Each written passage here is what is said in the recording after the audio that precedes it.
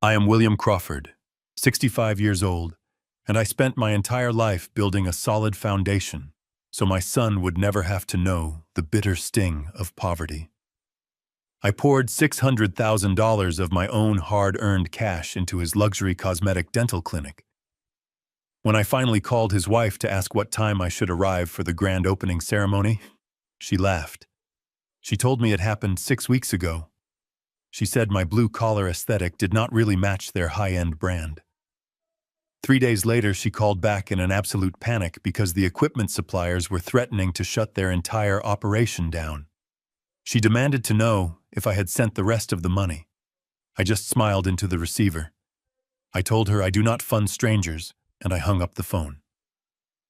Before I tell you exactly how I legally dismantled their entire fake empire from the ground up, let me know what city you are listening from in the comments below. Hit that like button and subscribe if you believe arrogance should always come with a massive, unavoidable receipt. My kitchen table is made of solid oak. I built it myself 30 years ago, and its surface is covered in deep scratches and gouges from decades of rolling out construction blueprints and reviewing commercial real estate contracts. On a quiet Tuesday morning, that worn wooden surface served as the resting place for a single crisp piece of paper. It was a bank wire confirmation receipt. The number printed at the bottom was exactly $600,000. I sat in the silent kitchen staring at the 9 digits that represented years of breathing in drywall dust, pouring concrete in the freezing rain, and working 70-hour weeks. I had liquidated a significant portion of my private portfolio to fund this venture. My son Bradley had just completed his residency and was opening a state-of-the-art cosmetic dental clinic in the most expensive commercial district in the city. I felt a profound sense of pride swelling in my chest. I had broken my back so he could wear custom-tailored scrubs and transform smiles for a living. The grand opening was supposed to be this month. I had purchased a new charcoal gray suit specifically for the occasion, hanging it carefully on the back of my bedroom door so the wrinkles would fall out. I wiped a speck of dust off the bank receipt, picked up my heavy scuffed smartphone, and dialed Bradley's house. I just wanted to know what time I needed to show up to watch my son cut the ribbon on his future. The phone rang 4 times before Monica answered. My daughter-in-law always spoke with a forced, breathy tone that she likely copied from daytime television socialites. I asked her warmly how the final preparations for the clinic were going and what time I should arrive for the opening celebration this weekend. A sharp, uncomfortable silence stretched across the line. When she finally spoke, her voice was dripping with a cold, condescending edge. She sighed heavily, as if my phone call was an unbearable interruption to her morning routine. She told me that the grand opening had already happened 6 weeks ago. I sat perfectly still in my wooden chair. I asked her to repeat herself, thinking my hearing was finally failing me. Monica did not apologize. Instead, she leaned into her cruelty. She explained that they only invited close family and friends, people who truly understood the vision of the brand. She told me that the clinic catered to high-net-worth individuals, local celebrities, and corporate executives. Then she delivered the words that severed our family ties forever. She said that while they appreciated the financial gift, my overall aesthetic just did not match the curated vibe they were trying to project to the local media. She explicitly stated that an old man in flannel shirts and work boots walking around their pristine marble lobby would confuse their target demographic. She actually suggested that my presence would have been an embarrassment to Bradley on his big day. She talked for several minutes, rambling about brand synergy, exclusive guest lists, and how hard she had worked to hire the right catering company for the ribbon cutting. She justified cutting me out of the most important day of my son's professional life by framing it as a necessary marketing decision. She never once acknowledged the $600,000 that paid for the very floor she stood on. To Monica, my money was just an unearned entitlement, a basic obligation that I owed them for the privilege of being associated with her rising social status. She finished her monologue by telling me she had to go because her personal Pilates instructor had just arrived. She told me we could grab a quick coffee sometime next month if her schedule cleared up. the line went completely dead. I pulled the phone away from my ear and set it down softly on the oak table. I did not throw the phone against the wall. I did not scream. I did not call Bradley to demand an explanation or cry about my broken heart. Tears and shouting are the weapons of the powerless. I embraced absolute suffocating silence. The realization washed over me like freezing water. The son I had sacrificed my youth to protect viewed me as a disposable resource, a bank account without a face. I stood up from the table. My knees popped, a permanent reminder of the roofing jobs I took in my 30s to pay for his private school tuition. I walked down the short hallway to my home office. The room smelled of old paper leather and quiet discipline. I approached the heavy fireproof steel safe bolted to the floor in the corner of the room. I slowly spun the mechanical dial, entering the combination with practiced precision. The heavy steel door clicked and swung open. I reached past my personal files and pulled out a thick, black leather binder. It was not a photo album. It was a collection of legally binding commercial agreements. Bradley and Monica believed I had simply given them a massive cash gift. They assumed I was an unsophisticated blue-collar worker who blindly handed over his retirement savings. They did not know that I had used that $600,000 to purchase the clinic's commercial building through a blind corporate entity. They did not know that every single piece of expensive dental machinery in that building was leased through my private holding company. I flipped through the heavy parchment pages, tracing my finger over the master lease agreement.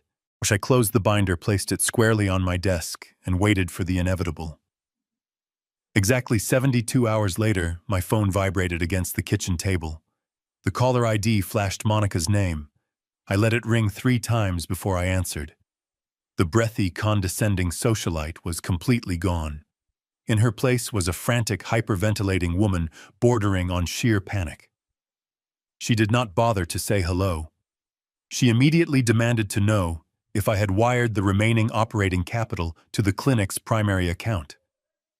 Her voice cracked as she explained that the main equipment supplier was threatening to halt all operations. The high-end contractors who installed the marble lobby were threatening to file a mechanic's lien against the business by the end of the day. The bills were massively past due. She yelled into the phone asking why the secondary wire transfer had not cleared my bank yet. The sheer arrogance of her entitlement was staggering. She had barred me from the opening, insulted my entire existence, and yet she fully expected me to blindly fund the consequences of her reckless spending.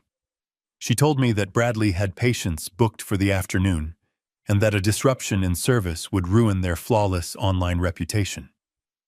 I let her talk until she literally ran out of breath. I listened to the desperation clawing at her throat. When the line finally fell quiet, I spoke in a voice so calm and measured, it seemed to drop the temperature in the room. I told her that she was absolutely right about my aesthetic. I agreed that my old work boots did not belong in her pristine lobby. Then I informed her that my bank account did not fit her brand either. I told her I do not fund strangers, and I certainly do not fund tenants who fail to respect their landlords. Monica stammered, confused by the word tenant, but before she could formulate a single question, I ended the call. I blocked her number immediately. I walked back into my office, picked up the black leather binder, and dialed the private number of Jonathan Reed, the most ruthless corporate attorney in the state. It was time to show them who really owned the ground they walked on. It took exactly 47 minutes for the aggressive roar of an imported engine to shatter the quiet afternoon of my neighborhood.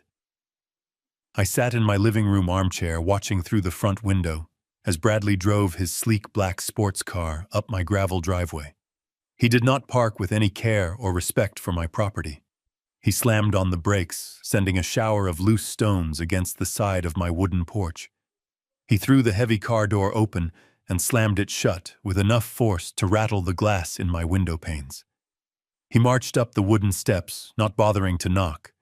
He shoved his way through the front door, bringing the chaotic and frantic energy of his collapsing world directly into my quiet home.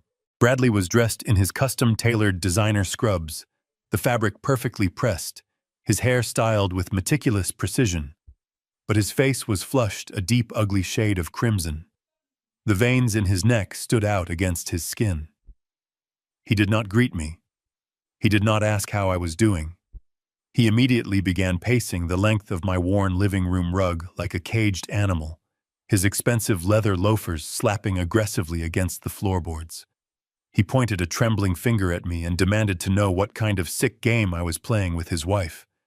He yelled that Monica had been inconsolable for the past hour, terrified that their high society friends would find out about the clinic facing financial strain. He stopped pacing for a fraction of a second, just long enough to lean over my coffee table and order me to authorize the secondary wire transfer immediately. He spoke to me not as a father who had sacrificed everything for his success, but as a disobedient subordinate who had failed to execute a simple task. His monologue escalated rapidly, from demands to outright insults. He told me that I was actively sabotaging my own financial investment out of petty and small-minded jealousy. He actually had the audacity to claim that I was punishing him just because I did not get a VIP pass to a meaningless social event.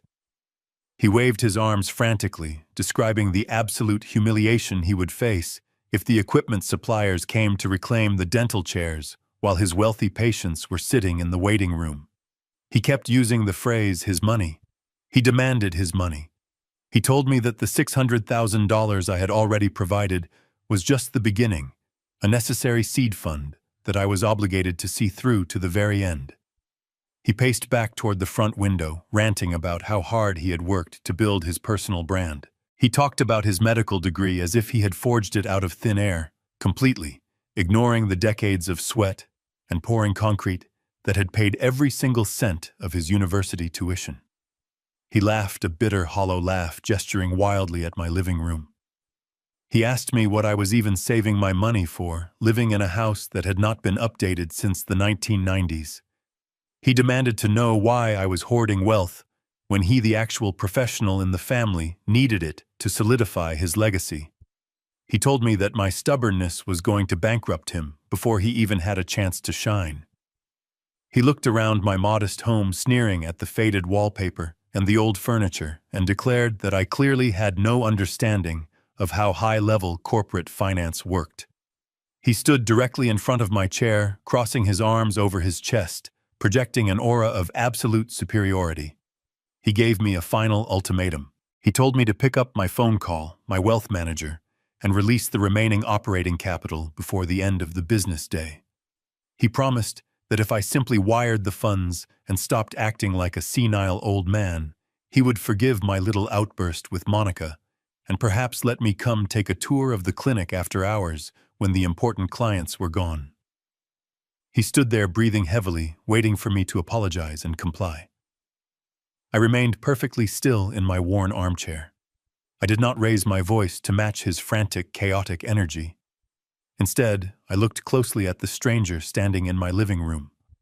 I looked at the immaculate, precise stitching on his custom-tailored scrubs. I noticed the expensive designer watch gleaming on his wrist, a piece of jewelry that likely cost more than my first truck. Then I looked down at my own hands resting quietly on my knees. The contrast was staggering. My knuckles were permanently swollen from decades of blunt force impact. Thick, heavy calluses covered my palms, and the skin was deeply scarred from countless burns and cuts. They were the undeniable physical receipts of the life I had traded to build his. I spoke quietly, my voice steady and cold. I asked him if he remembered the summer of his sophomore year of college. Bradley rolled his eyes dramatically, letting out a loud, exasperated sigh. He snapped that he did not have the time or the patience for one of my pathetic, nostalgic lectures about the good old days. He said his business was collapsing, and he needed capital, not a trip down memory lane. I looked him dead in the eye and told him it was not a nostalgic lecture. It was a precise financial audit. I reminded my son that while he was spending that entire sweltering summer attending elite fraternity mixers and weekend boat parties, I was working 70-hour weeks pouring industrial concrete for the new county bridge. I painted the picture for him, stripping away his convenient amnesia. I detailed the brutal July heat explaining how the sun would bake the sweat and chemical dust into my work clothes until they were stiff as cardboard. I reminded him that I woke up at 4 in the morning every single day, destroying the cartilage in my knees so I could write the massive checks for his out-of-state undergraduate tuition. I made it absolutely clear that he walked into his expensive dental residency completely free of student debt, because I spent a decade breaking my own body to keep the banks away from his door. I told him that the smooth, privileged path he was currently strutting on was paved entirely with my exhausted spine. Bradley did not lower his head in shame. He did not show a single ounce of gratitude or self-awareness. Instead, his face twisted into an ugly, mocking sneer. He took a step closer to my chair, looking down his nose at me. He had the absolute audacity to claim that every parent makes sacrifices and that I was simply weaponizing basic parental duties to justify holding his clinic hostage. I calmly corrected his deeply flawed logic. I told him that basic parenting is providing food, shelter, and a safe home. Pouring concrete until I was coughing up gray dust, just so he could afford luxury dormitories and not have to take out a single student loan, was not basic parenting. It was a massive voluntary luxury investment. He scoffed loudly, waving his hand in the air to dismiss my entire life of work. He told me that manual labor was my own poor choice. He actually stated that my inability to climb the corporate ladder or make smart, sophisticated investments early in my life was a personal failure, not a burden he should have to carry. He looked at my faded flannel shirt with open disgust. He declared that my dirty concrete money was simply a necessary stepping stone for his superior intellectual potential. He told me that a man with an advanced medical degree and a high society network operates on a completely different financial plane than a retired, simple-minded construction worker. I listened to his incredibly toxic words, feeling the very last remaining threads of my parental sympathy permanently evaporate into the room. He truly believed he had manifested his own success through sheer personal brilliance. He saw my worn clothes and assumed I was a foolish, powerless old man who had blindly given away his entire life savings. He pointed a manicured finger toward the kitchen, demanding that I stop crying about ancient history and recognize who was in charge now. He yelled that he was the absolute future of the Crawford family name. He insisted that my $600,000 was nothing more than a minor down payment on his inevitable empire, and that if I did not release the remaining funds immediately, I was deliberately destroying the only valuable thing my miserable life had ever produced. I let his arrogant words hang in the heavy air of my living room. I did not interrupt his childish tantrum. When he finally ran out of breath and stood there waiting for my surrender, I reached down and picked up the thick black leather binder I had retrieved from my fireproof safe. I placed it gently on the coffee table right in front of his expensive leather loafers. I opened the heavy cover and slid a thick stack of stapled legal documents across the smooth wood until the paper touched his kneecap. I told him to pick it up. He looked down at the documents with a mixture of annoyance and confusion, still firmly believing that I was just a foolish old man clinging to outdated concepts of respect. He snatched the papers off the table, ready to tear them apart and throw them back in my face. I told him to read the name printed boldly at the top of the very first page. He scanned the document, his eyes darting back and forth across the legal jargon. I watched his brow furrow as he read the words, Apex Commercial Holdings. He aggressively asked me what this garbage was, complaining loudly that he did not have time for my amateur business schemes while his clinic was facing a financial crisis. I kept my voice incredibly soft and steady. I explained that Apex Commercial Holdings was a blind corporate trust that I established entirely on my own 3 months ago. I told him that the $600,000 I provided was never a direct cash deposit into his personal bank account. I explained that I am not a silent minority partner in his little cosmetic dental startup. I used that exact sum of money to purchase the commercial building housing his clinic outright. I am the sole managing director of the holding trust. I let that absolute legal reality wash over him. I told him that he does not own the walls. He does not own the pristine marble floors Monica spent so much time bragging about. He does not own the ceiling, the doors, or the private parking lot. He is simply a commercial tenant, and his lease is entirely dependent on my continued goodwill. The arrogant red flush began to drain rapidly from Bradley's face, replaced by a sickly pale white. He swallowed hard, staring at the property deed bearing my corporate signature. He tried to stammer out a defense, claiming that even if I owned the building, the clinic itself was still his. He said he owned the medical practice, the state business license, and the advanced medical equipment that generated the actual revenue. He desperately clung to the illusion of his own independence, trying to convince himself that he still had the upper hand. I reached into the leather binder again and pulled out a second stack of documents. I slid this one across the table right next to his trembling hands. I told him to read the master equipment lease agreement. I did not raise my voice, but every single word I spoke was a calculated and devastating strike. I broke down the exact financial structure of his pristine cosmetic clinic. I detailed the 4 luxury dental chairs that cost $80,000 each. I listed the advanced panoramic imaging machines, the hospital-grade sterilization units, and the customized surgical lighting systems. I explained that I did not buy those for him either. I purchased every single piece of that high-end medical machinery through a secondary holding company registered exclusively in my name. I watched his eyes widen in absolute horror as he read the equipment lease contract he had carelessly signed weeks ago. He had probably signed it without reading a single page because he arrogantly assumed his uneducated father was just handing him a blank check. I spelled it out for him with brutal clarity. I told him that my holding company was currently leasing that machinery back to his dental practice on a strict monthly basis. I explained the concept of a uniform commercial code lien. I told him that my lawyers had filed comprehensive legal claims against every single physical asset inside that clinic. I explained that he does not own a single tool required to perform his job. If I terminate the equipment lease, he is left with nothing but an empty room and a meaningless medical degree. Bradley dropped the papers onto the coffee table. His hands were shaking uncontrollably now. The illusion of his self-made empire was shattering into a million tiny pieces right in front of him. I leaned forward in my armchair, making absolutely sure he felt the full crushing weight of his situation. I summarized his actual net worth.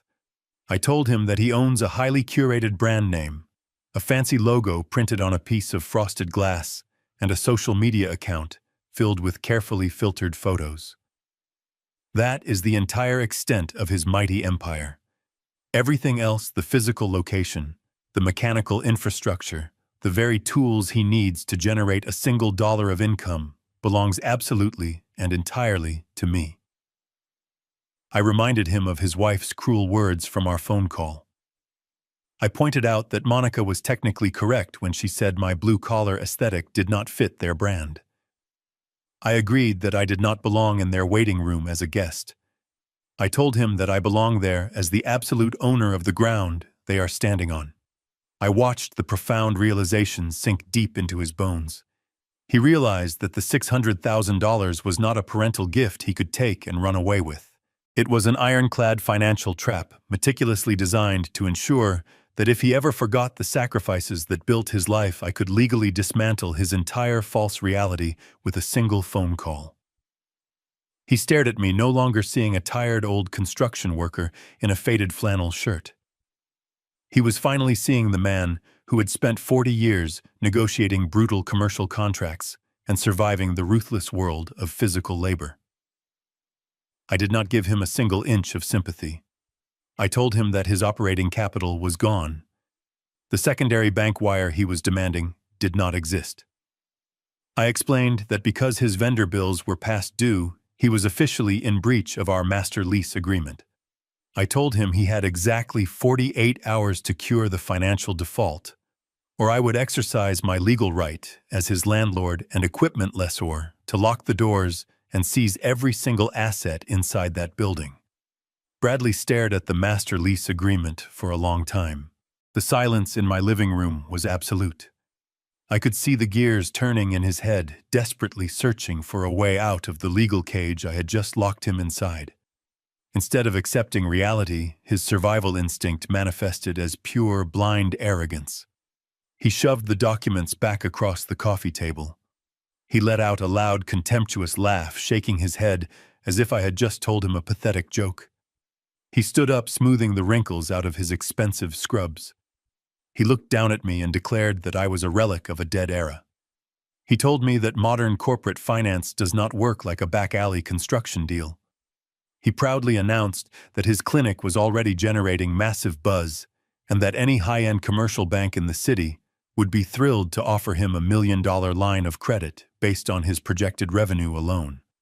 He pointed his finger at my chest and vowed to walk into a bank first thing tomorrow morning. He promised to secure a massive commercial loan, use the cash to buy out my entire lease, and permanently crush the pathetic little leverage I thought I had over him. He leaned down his face, inches from mine, and told me that once the bank cleared his loan, he would write me a check for my $600,000, and I would never see him or his wife ever again. I did not blink. I did not flinch. I simply nodded. I told him that going to a bank sounded like a very proactive business decision. Bradley sneered, believing he had just won the negotiation. He turned on his heel, marched out my front door, and slammed it shut behind him. Seconds later, I heard the aggressive roar of his sports car tearing down my gravel driveway, speeding off to rescue his artificial empire. I sat alone in the quiet house. I reached over to the side table and picked up my heavy smartphone. I dialed the private number of Jonathan Reed. Jonathan answered on the second ring, his voice sharp and strictly professional. I did not bother with small talk. I told Jonathan that the bait had been taken. I informed him that my son was heading to a commercial bank in the morning to apply for a $1 million credit line, and that he fully intended to use the clinic machinery as collateral to secure the funds. Jonathan let out a low, knowing chuckle over the receiver. I gave him the final order.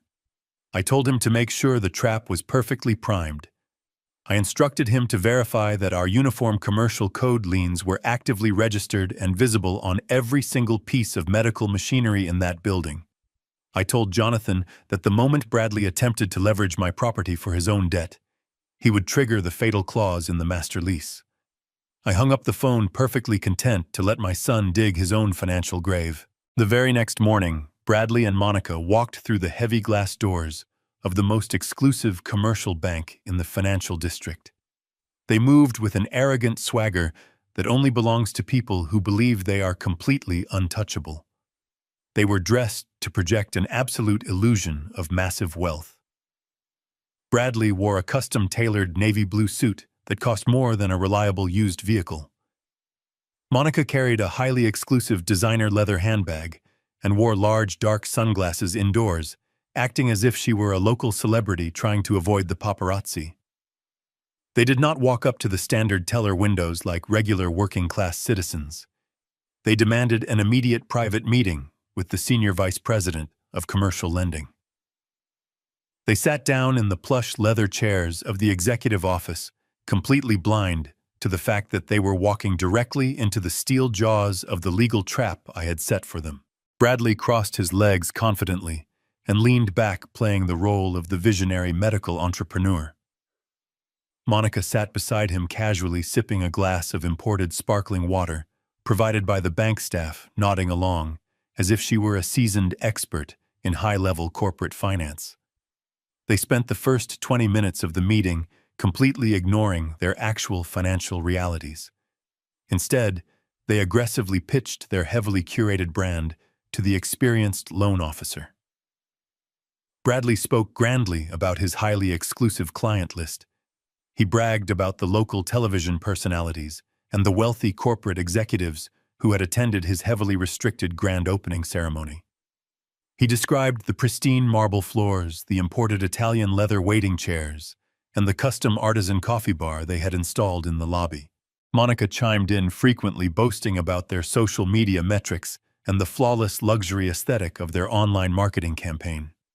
They tried to dazzle the bank executive with industry buzzwords and empty promises of massive future revenue.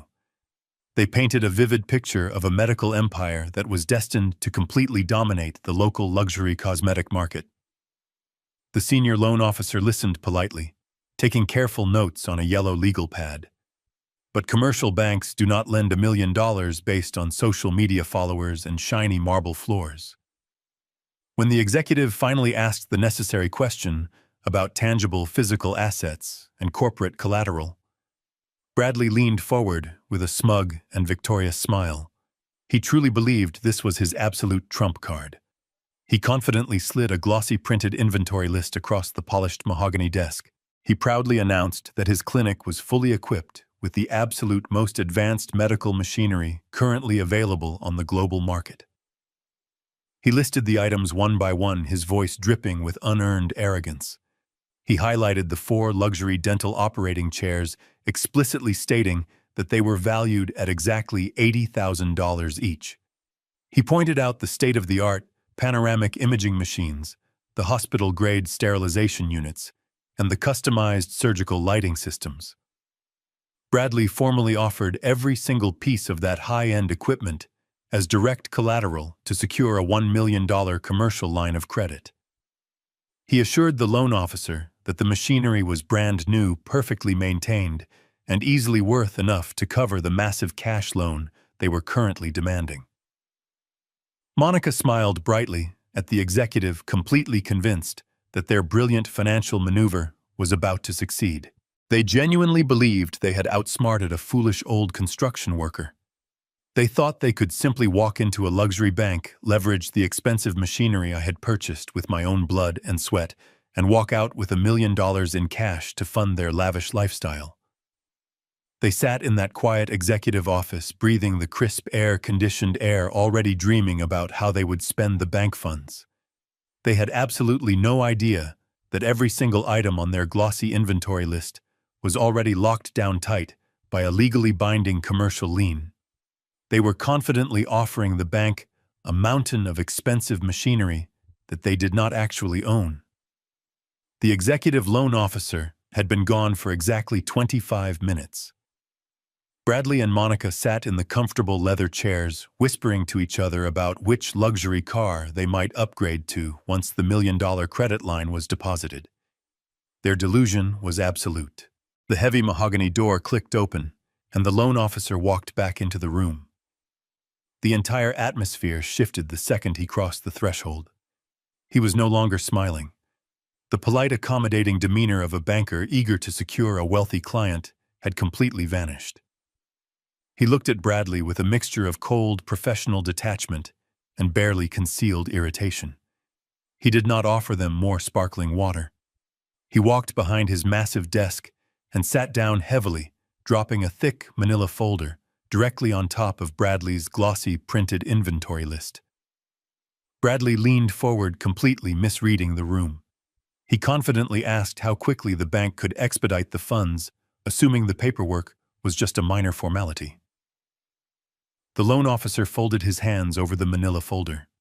He looked Bradley directly in the eye and stated with absolute finality that the bank would not be extending a single dollar of credit to his clinic. He announced that the loan application was unconditionally denied. The words hung in the crisp, air-conditioned room. Monica let out a sharp, incredulous laugh, assuming the executive was making a terrible joke. Bradley's arrogant smile froze on his face. He quickly shifted from confident entrepreneur to offended VIP. He demanded to know what the problem was, raising his voice to remind the banker of the massive future revenue the clinic was projected to generate.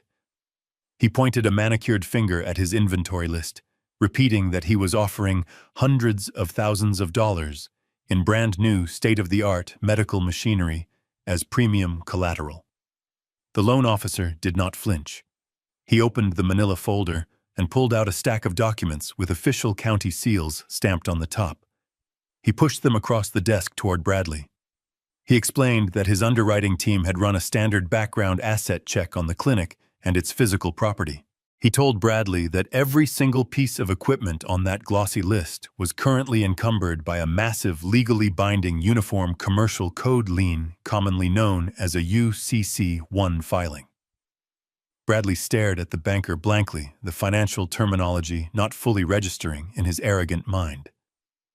Monica took off her oversized dark sunglasses, her manufactured high society persona cracking under the sudden tension.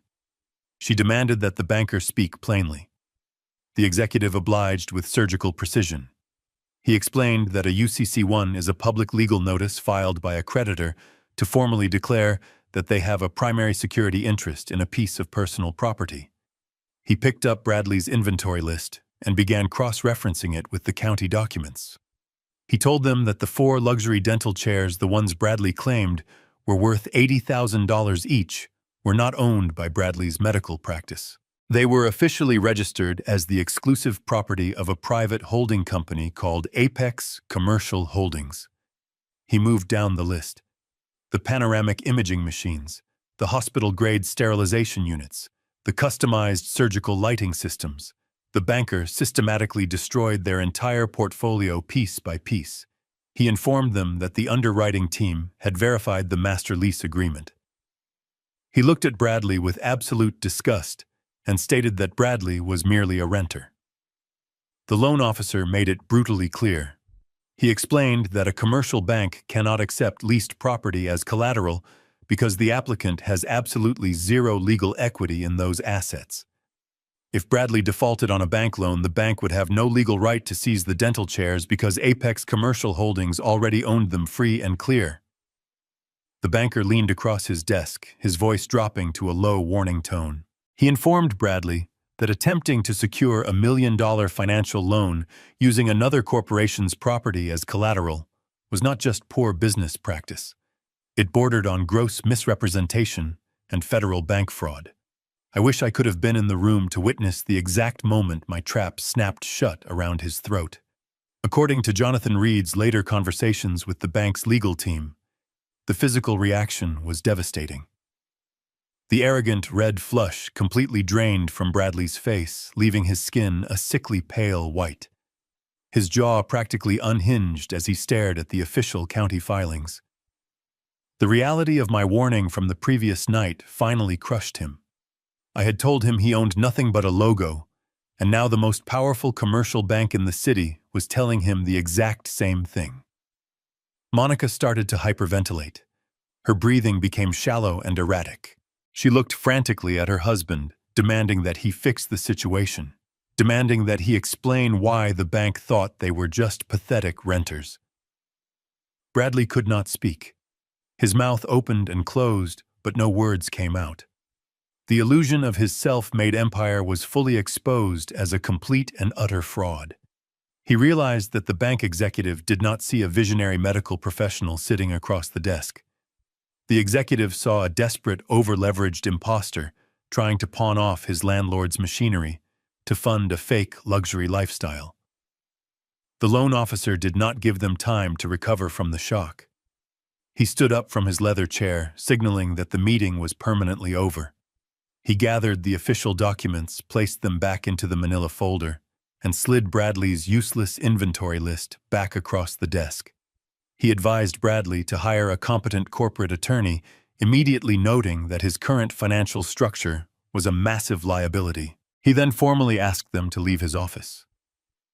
Bradley slowly stood up, his legs visibly trembling beneath his expensive tailored suit. He reached out with shaking hands to pick up his glossy inventory list, the paper now representing nothing but his own monumental arrogance and failure. Monica grabbed her designer handbag, her face flushed with absolute humiliation. They did not say another word. They turned and walked out of the executive office, their wealthy facades completely shattered. They marched through the pristine bank lobby, no longer the untouchable elite, but 2 terrified frauds who had just realized they were entirely at my mercy.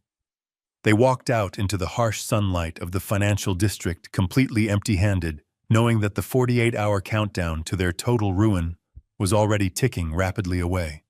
I sat in the heavy leather guest chair across from Jonathan Reed in his downtown corporate law office.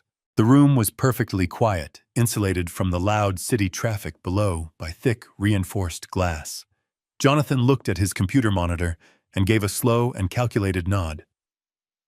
He informed me that his primary contacts at the commercial bank had just confirmed our absolute worst suspicions. Bradley and Monica had explicitly listed the dental operating chairs and the panoramic imaging machines on their official financial loan application. I did not feel a single ounce of surprise. I did not feel any parental disappointment.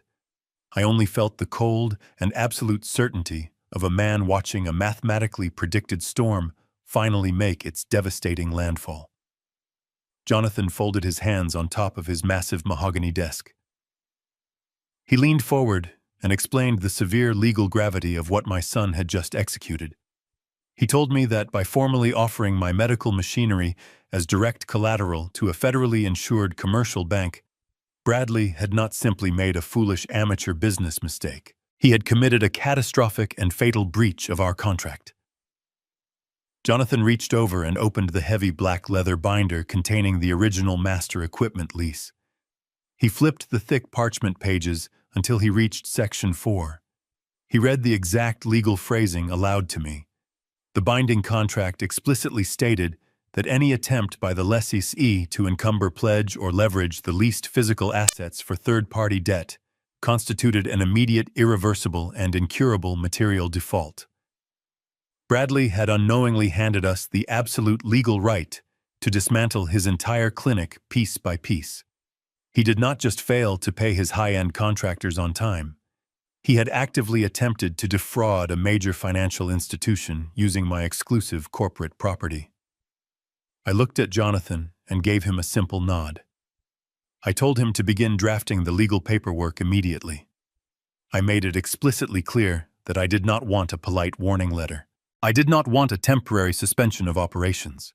I wanted a total and ruthless execution of our maximum legal rights. Jonathan turned to his keyboard. The sharp mechanical sound of his typing echoed in the quiet office like heavy nails being driven into solid wood.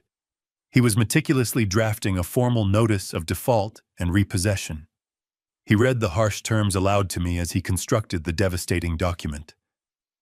The legal notice declared that due to the unauthorized fraudulent pledge of leased corporate assets, the master lease agreement was instantly and permanently terminated. The notice gave Bradley exactly 48 hours to completely vacate the commercial premises and physically surrender all mechanical property back to Apex Commercial Holdings. It was a completely impossible demand designed to break him. He could not run a luxury cosmetic dental clinic without operating chairs or surgical lights. He could not physically move the heavy equipment because the complex machines were deeply bolted to the concrete floors and legally secured by our aggressive public liens. I sat in the quiet office listening to the clinical, unfeeling, and devastating legal language. Every single complex sentence Jonathan typed systematically stripped away another layer of my son's artificial empire. There was absolutely no room for future negotiation. There was no legal avenue for a temporary extension or a desperate financial settlement. It was an absolute financial chokehold constructed entirely out of his own arrogant mistakes. Jonathan finished typing and sent the document to his private machine. The large printer hummed softly in the corner, smoothly delivering the physical instrument of Bradley's complete professional ruin. Jonathan gathered the warm pages, squared the edges, and laid the heavy document directly in front of me. I picked up a thick black pen and signed my name on the bottom line. My hand did not shake. My signature was steady, bold, and firm. I was not signing away my son's future. I was simply holding a deeply arrogant man accountable to the exact, strict rules he thought he was too important to follow. Jonathan did not place the crucial notice in the regular postal mail. He did not send an electronic message that could be conveniently ignored, deleted, or filtered into a hidden junk folder. He picked up his desk phone and directly called an aggressive private process server. He ordered the server to deliver the sealed document directly to the luxury dental clinic within the hour. He gave highly specific instructions that the legal envelope must be handed directly to Bradley in the middle of his busy operating hours, right in front of his wealthy patients. I wanted the delivery to be a physical, highly visible, and completely undeniable public event. I walked out of Jonathan's office and into the crowded city streets knowing the final countdown to his destruction had officially begun.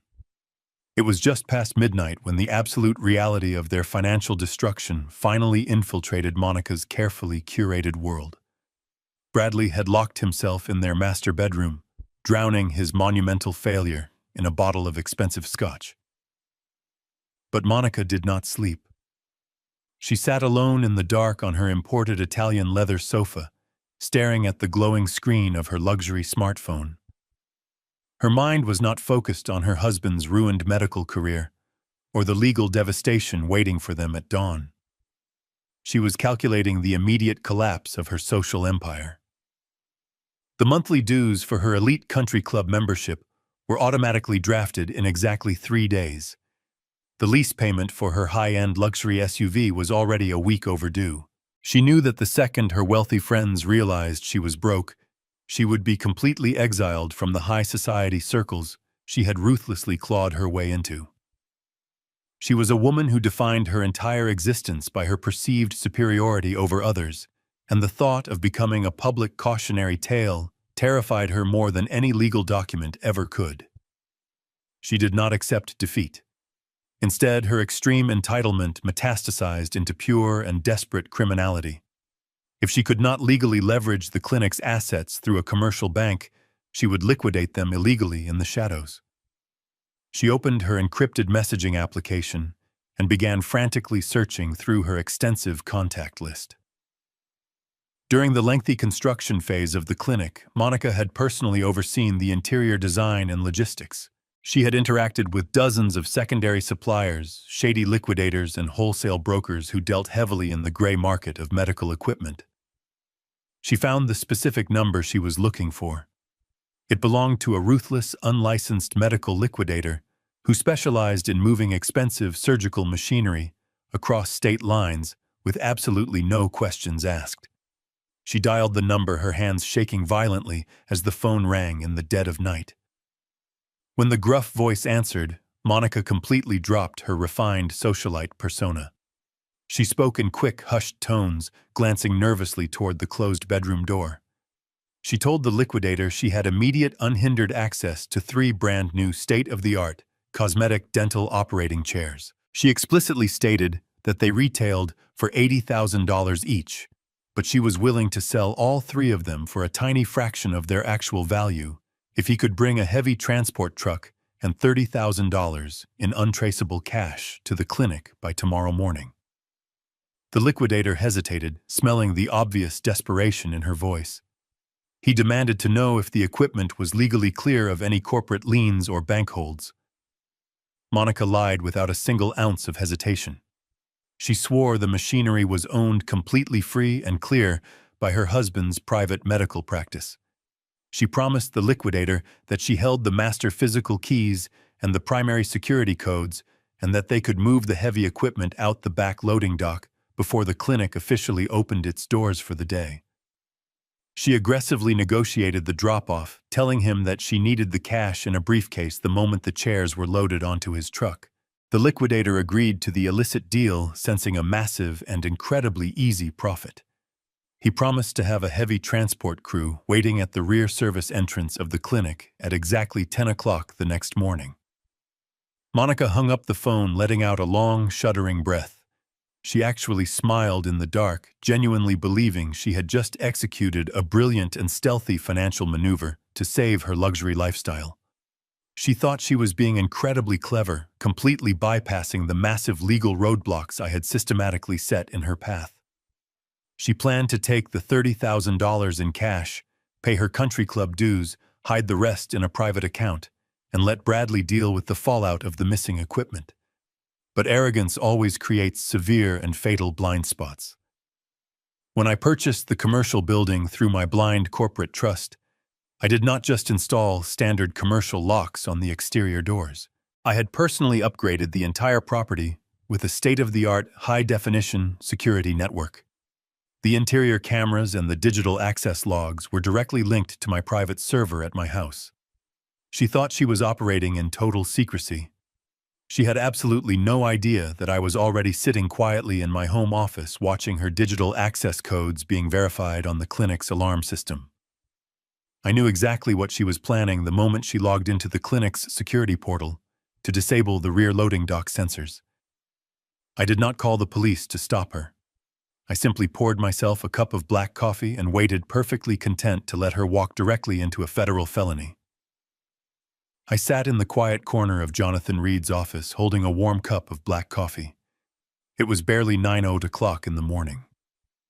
Jonathan had his large computer monitor angled directly toward me. The screen displayed a crystal-clear live security feed from the rear loading dock of the dental clinic. The high-definition cameras I had quietly installed months ago were capturing every single desperate move my daughter-in-law was making.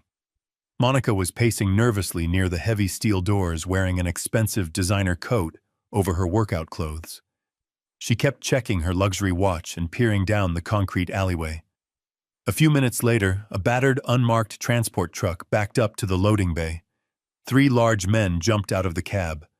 Monica rushed forward, pointing frantically toward the interior hallway leading to the main operating rooms. She was actually doing it.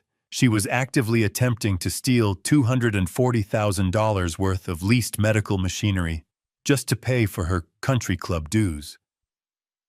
Jonathan leaned back in his leather chair and shook his head in absolute disbelief. He pointed to the screen as the men tried to push the heavy steel doors open. They could not get inside. Monica was frantically punching her management code into the exterior digital keypad. She did not realize that I had permanently revoked her digital access privileges the moment I signed the repossession notice yesterday afternoon. On the silent video feed, we watched her face twist into a mask of sheer panic. She pounded her fists against the reinforced security glass.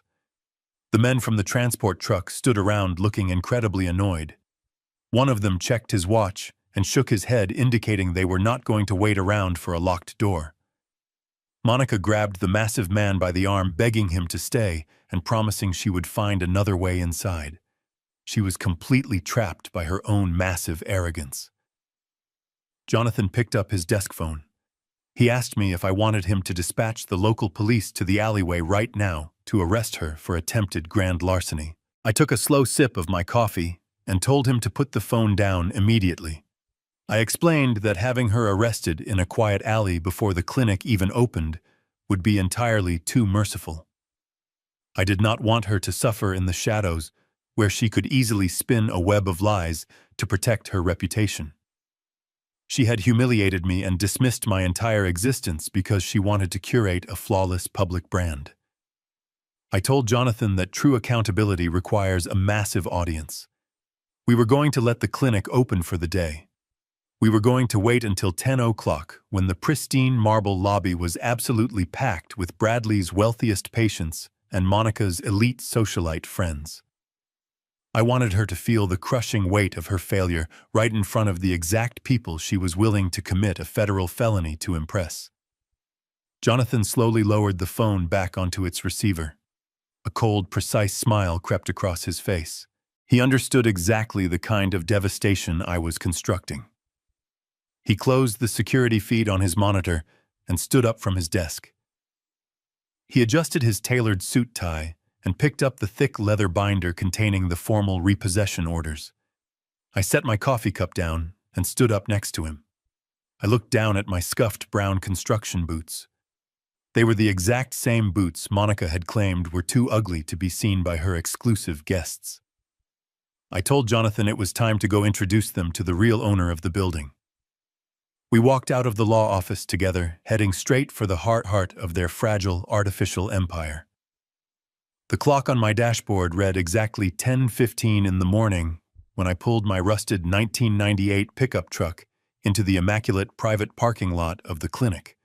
The lot was completely full of imported European luxury sedans and high-performance sports cars. I did not park in the back near the dumpsters where the delivery drivers were instructed to go. I parked my massive dented steel truck directly in the front row, right across 2 spaces clearly marked for VIP cosmetic patients.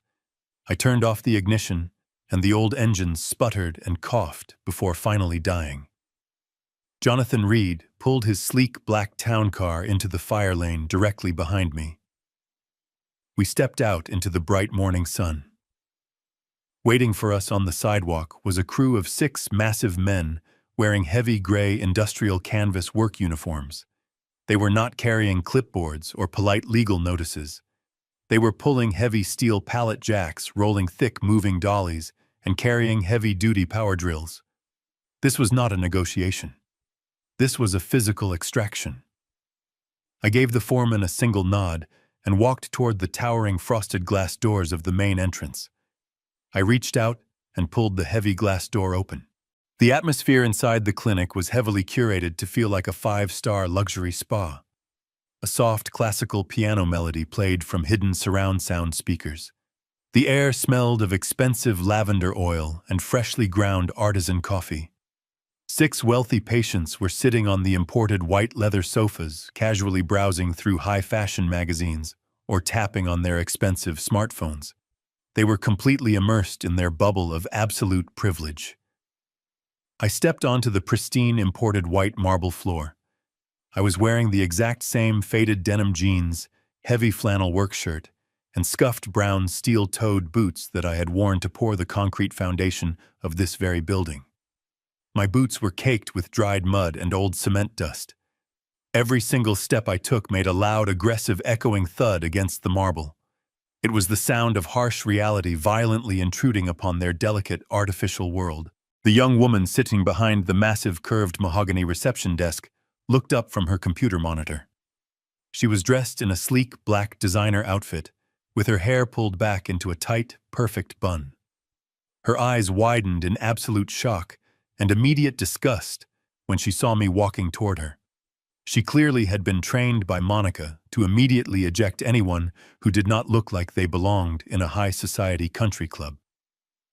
She stood up quickly, holding her hand out with her palm facing me. She used a sharp, condescending tone and told me that I was in the wrong building. She said the service entrance was around the back and that deliveries were not allowed in the main guest lobby. She actually reached for her desk phone, threatening to call security if I did not turn around and leave immediately. I did not stop walking. I did not even look at her. I walked right past the mahogany desk and stood in the absolute center of the main lobby. The wealthy patients on the white leather sofas had lowered their magazines. They were staring at me with a mixture of confusion and intense irritation. They were whispering to each other, clearly offended that a dirty construction worker had breached their exclusive sanctuary. Then the heavy glass doors opened again. The soft classical piano music was instantly drowned out by the harsh, aggressive sound of heavy steel wheels rolling across the marble. The 6 massive men from the repossession crew marched into the lobby, pushing their heavy metal pallet jacks and dropping thick canvas moving blankets onto the floor.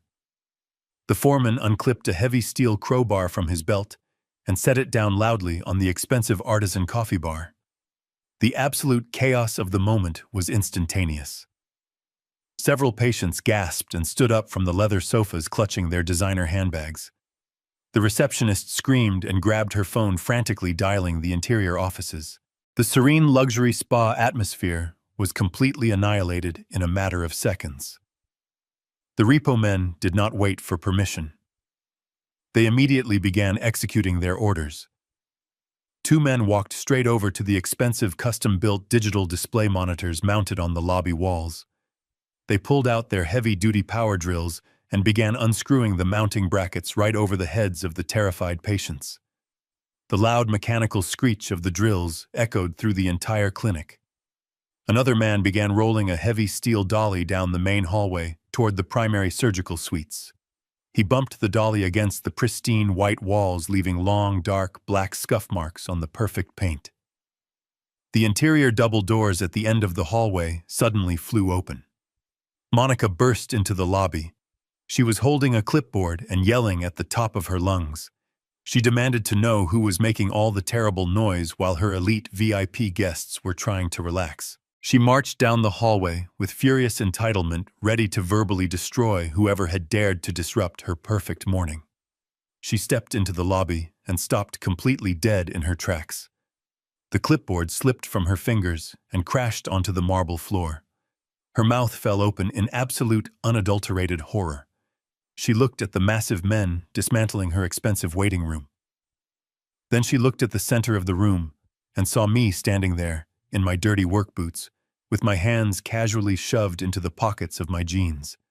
The blood completely drained from her face. She took a step backward, her knees visibly buckling under the sudden crushing realization that her midnight phone call to the black market liquidator had been a pathetic waste of time. A few seconds later, Bradley rushed out from one of the surgical suites. He was wearing his pristine, custom-tailored white medical coat, with his name embroidered in expensive silver thread on the chest. He was holding a delicate dental mirror in his hand. He looked completely bewildered. When he saw the repo crew and realized what was happening, his entire posture collapsed. He ran toward me, waving his hands frantically in a desperate attempt to contain the massive explosion. He stopped 2 feet away from me and hissed in a frantic, panicked whisper. He begged me to step outside into the alleyway. He promised he would sign whatever paper I wanted if I just took the men outside and stopped embarrassing him in front of his most important clients. He pleaded with me to lower my voice and protect his brand just for a few more hours until he could figure something out. I did not whisper. I did not lower my voice. I spoke loudly and clearly, ensuring that every single wealthy patient in that lobby heard every single word I said. I told my son that his brand was officially bankrupt. I told him that the 48-hour legal notice of default had been completely ignored and that his time was completely up. I announced to the entire room that he did not own a single piece of medical machinery in the building and that his entire luxury clinic was nothing but an over-leveraged house of cards. The patients in the lobby began whispering frantically to each other. One prominent local television executive immediately stood up, grabbed her coat, and declared that she would not be operated on in a bankrupt facility. She marched out the front doors without looking back. 2 other patients immediately followed her, rushing out of the clinic to escape the sheer humiliation of the scene. Jonathan Reed stepped forward from the entrance. He did not whisper either. He held up the thick legal repossession order with the county seals clearly visible. He used his booming courtroom voice to announce to the remaining staff that Apex Commercial Holdings was immediately executing a full physical seizure of all leased property due to gross financial default and suspected federal fraud. He pointed directly at Bradley and ordered him to step away from the surgical suites immediately. He told the repossession crew to move into the back rooms and begin unbolting the $80,000 dental chairs from the concrete floors. Monica suddenly snapped out of her frozen state of shock. She lunged forward and grabbed the arm of the nearest repo man, screaming that he was trespassing and that she would have him thrown in prison. The massive man barely even registered her presence. He simply pulled his arm away and continued pushing his pallet jack toward the surgical rooms. Monica turned to Jonathan Reed and shrieked that she was a personal guarantor on the building and that she had legal rights to stop the seizure. She yelled that she had signed the lease papers herself and demanded to see a judge. The loud, chaotic noise in the lobby seemed to completely stop for a fraction of a second. Jonathan Reed froze. He slowly lowered the repossession documents and turned his head to look directly at me. I looked back at him, my expression hardening into solid stone. We both knew the absolute truth. I had drafted the master lease agreement entirely on my own. I had explicitly and deliberately excluded Monica from every single line of the corporate paperwork because I never trusted her. I never allowed her to sign as a guarantor. She had just publicly confessed to signing legal documents that she was never authorized to touch. Bradley dropped his dental mirror onto the marble floor. It shattered into pieces. He covered his face with his hands and let out a pathetic, whimpering sound. Monica was leaning heavily against the reception desk, sobbing uncontrollably, as her elite socialite friends watched her entire fake world collapse into absolute humiliating ruin.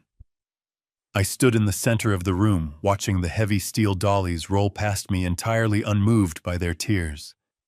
I had built the foundation of their lives with my bare hands, and now I was watching my legal team rip it straight down to the studs. Jonathan Reed did not retreat when Monica screamed at him. He stepped directly into the center of the devastated waiting room. He held the thick leather binder high enough for everyone in the room to see the official county seals pressed into the heavy paper. He possessed the commanding theatrical presence of a man who had destroyed massive corporate empires for a living. He turned his back entirely on my son and faced the remaining wealthy patients and the elite socialite friends Monica had invited for a private morning consultation. He spoke with a loud, booming voice that echoed off the high marble walls, completely silencing the frantic sobbing of my daughter-in-law. He announced that he was the senior legal counsel for Apex Commercial Holdings and that he was executing an immediate and total physical asset forfeiture. He did not use confusing legal jargon to hide the truth. He weaponized the terminology by translating it into brutal absolute facts for the wealthy audience. He pointed a long, sharp finger at the $80,000 dental chairs currently being unbolted from the concrete floors by the repossession crew. He declared loudly that the clinic was operating under a fraudulent pretense. He informed the room that Bradley and Monica did not own the chairs they were sitting on, the expensive lighting fixtures hanging above their heads, or the very floor beneath their feet. He told the elite guests that the clinic was currently in massive financial default for failing to pay basic operational leases and that the owners were completely bankrupt. He let the word bankrupt hang in the air like a physical weight. Monica tried to interrupt him. She stepped in front of her country club friends, waving her hands and frantically lying that it was just a minor banking error. She forced a pathetic plastic smile and told her wealthy peers that her husband was simply restructuring their massive portfolio. Jonathan did not even look at her. He simply raised his voice over her pathetic excuses and delivered the fatal blow. He informed the elite audience that just 24 hours ago, the clinic management had attempted to commit federal bank fraud by pledging stolen leased machinery as collateral to secure a desperately needed line of credit. The wealthy socialites gasped. The word fraud was the absolute kiss of death in their highly insulated circles. I watched the exact moment Monica's carefully curated social empire evaporated into nothing. The wealthy women sitting on the imported leather sofas did not offer her any sympathy. They looked at her with pure, unadulterated disgust. In their world, financial failure was considered an unfortunate misstep, but attempting to fake massive wealth using stolen rental property was an unforgivable social sin. One of the women, a prominent local real estate developer who Monica had spent months desperately trying to impress, stood up and carefully smoothed her expensive cashmere coat. She looked Monica dead in the eye and coldly stated that she would be calling her personal accountant immediately to cancel her premium membership retainer. She told Monica never to contact her again.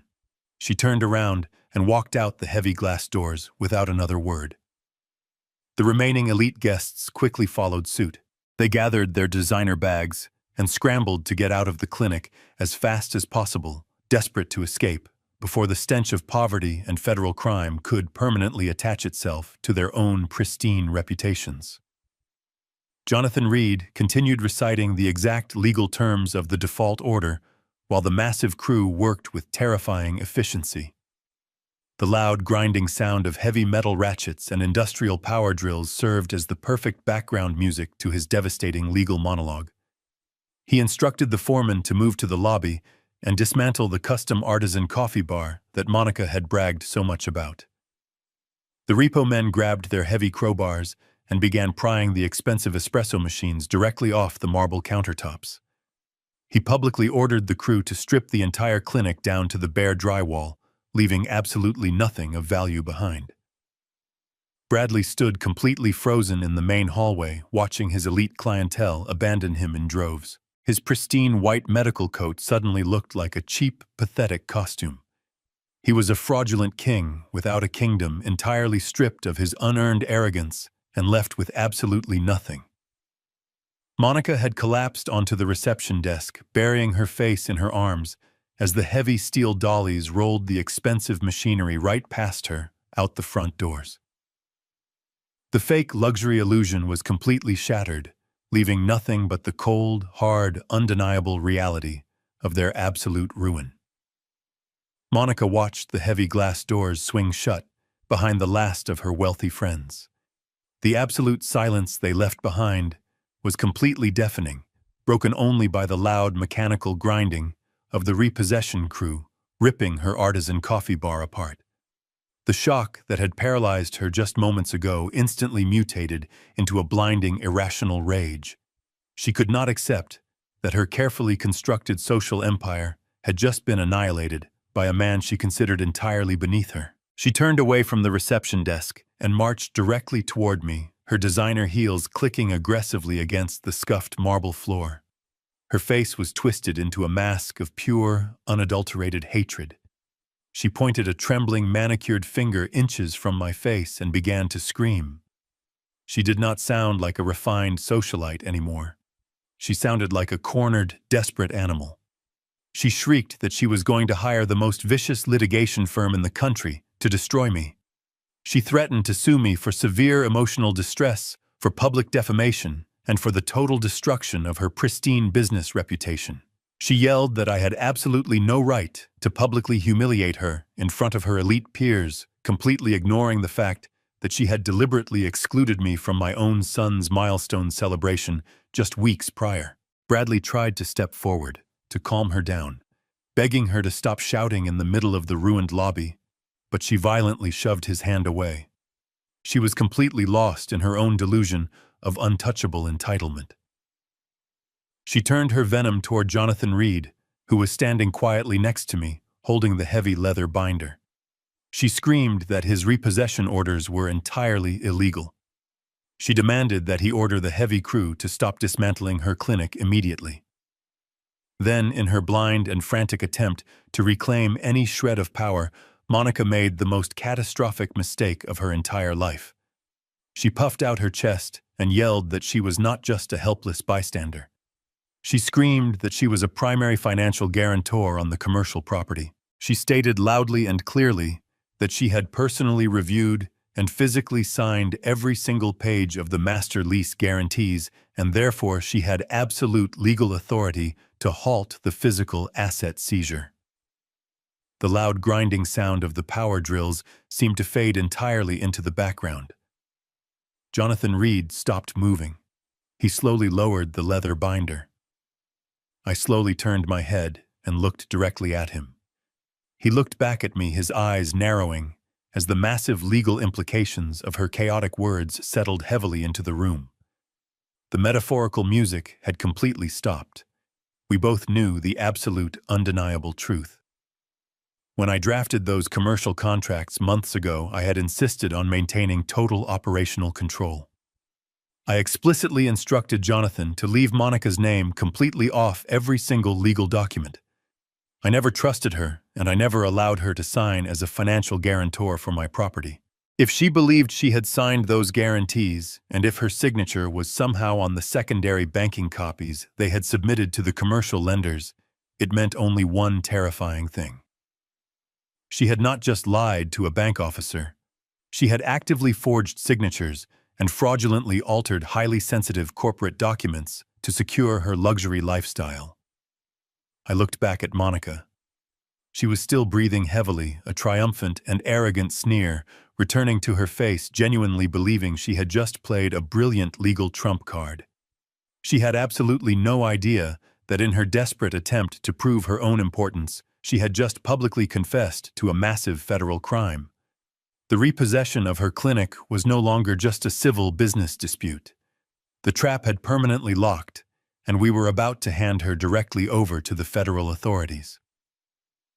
We left the ruined clinic behind us without looking back. The drive back to this corporate law office was completed in absolute silence. I did not feel a single ounce of pity for the tears my daughter-in-law had shed on the marble floor. I only felt the cold, precise focus of a man who had just been handed the final puzzle piece to complete a total demolition. Monica had publicly screamed that she signed the lease guarantees. I knew for an absolute fact that she was never authorized to touch my corporate property documents. If her name was on any official bank filing alongside mine, it meant we were no longer dealing with a simple civil eviction. We were dealing with a massive financial crime. Jonathan and I walked into his private, secure conference room. The heavy oak doors clicked shut, sealing us inside. The large mahogany table in the center of the room was entirely empty except for a thick stack of secondary financial documents Jonathan had subpoenaed from the commercial lenders during his initial background checks. These were the exact files Bradley and Monica had submitted to the bank to prove their supposed net worth. We sat down across from each other. Jonathan loosened his expensive silk tie and opened the first manila folder. We did not speak. We simply began the clinical and methodical process of a forensic financial audit. We spent the first hour cross-referencing every single page of their submitted loan application. We traced the fraudulent claims they had made about my medical equipment. Then Jonathan opened a separate file labeled Personal Liabilities. He spread the papers across the smooth wood of the conference table.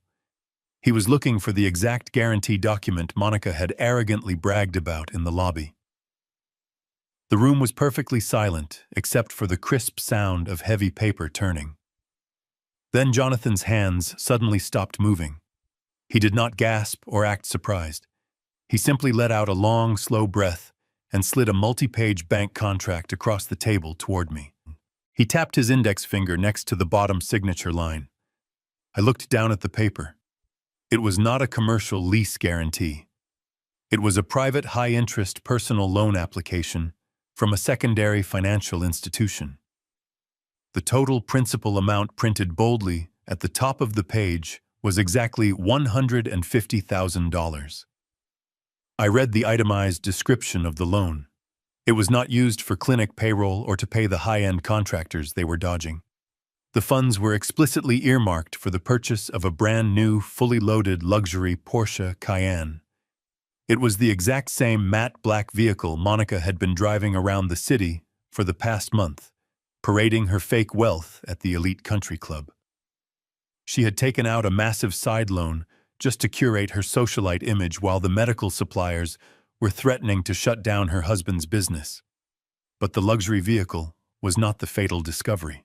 I moved my eyes down to the bottom of the final page where the financial guarantors were required to sign. Bradley's signature was there written in his typical careless scrawl. Right next to it was Monica's elegant, sweeping handwriting, and directly below their names on the line designated for the primary financial backer was my name.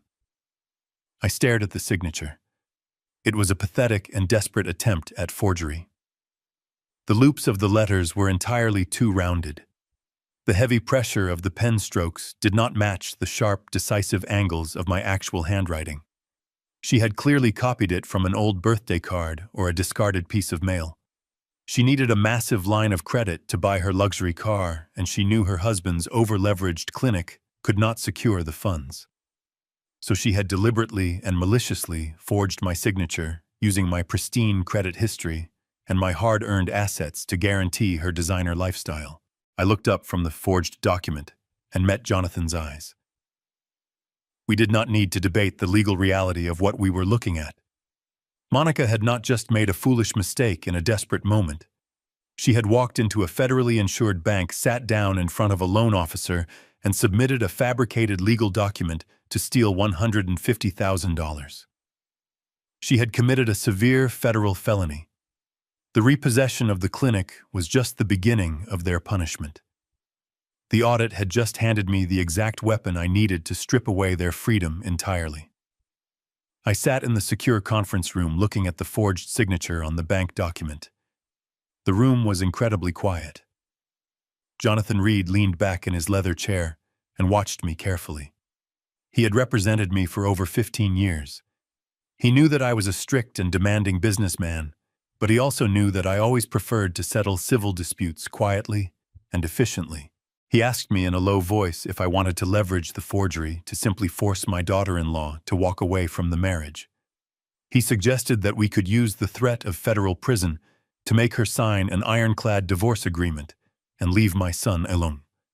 It was a logical and clean legal strategy, but Jonathan did not understand the deep and permanent scar that the forged document had just ripped completely open. I did not touch the paper. I kept my hands folded tightly on the edge of the mahogany table. I looked at my lawyer and told him that there would be absolutely no quiet settlements and no backroom negotiations. I told him that I was going to hand her directly over to the federal authorities and watch them lock her in a cage. Jonathan raised an eyebrow, clearly surprised by the sheer coldness of my decision. I decided to explain the absolute reality of my boundaries. I asked Jonathan if he knew how my wife had passed away. He nodded respectfully and said he knew she had suffered a fatal heart attack 20 years ago. I told him that the medical certificate listed cardiac arrest as the official cause of death, but the medical certificate was missing the actual truth. I took a slow breath and transported myself back to the hardest year of my entire life. I explained that when my wife and I were in our early 40s, we had finally managed to build a highly successful commercial contracting company. We had poured every single ounce of our blood and sweat into that business. We trusted our primary financial partner completely. We treated him like a brother. But that partner was secretly drowning in massive underground gambling debts. To save his own life, he did exactly what Monica had just done. He forged our signatures on massive corporate supply loans and completely drained our operating accounts. He stole hundreds of thousands of dollars using our names as his personal shield. I told Jonathan about the absolute horror of waking up one morning to find out that the bank had frozen all of our assets. We were completely blindsided. The crushing weight of the sudden massive debt fell squarely onto my wife's shoulders. She was the one who managed our books. She was the one who had to answer the frantic calls from our furious vendors. I described the physical toll the betrayal took on her. Over the course of 3 brutal months, I watched the love of my life slowly waste away from pure, unrelenting stress. She could not sleep. She could not eat. She lived in a constant state of suffocating panic, terrified that we were going to lose the modest home we had raised our son in.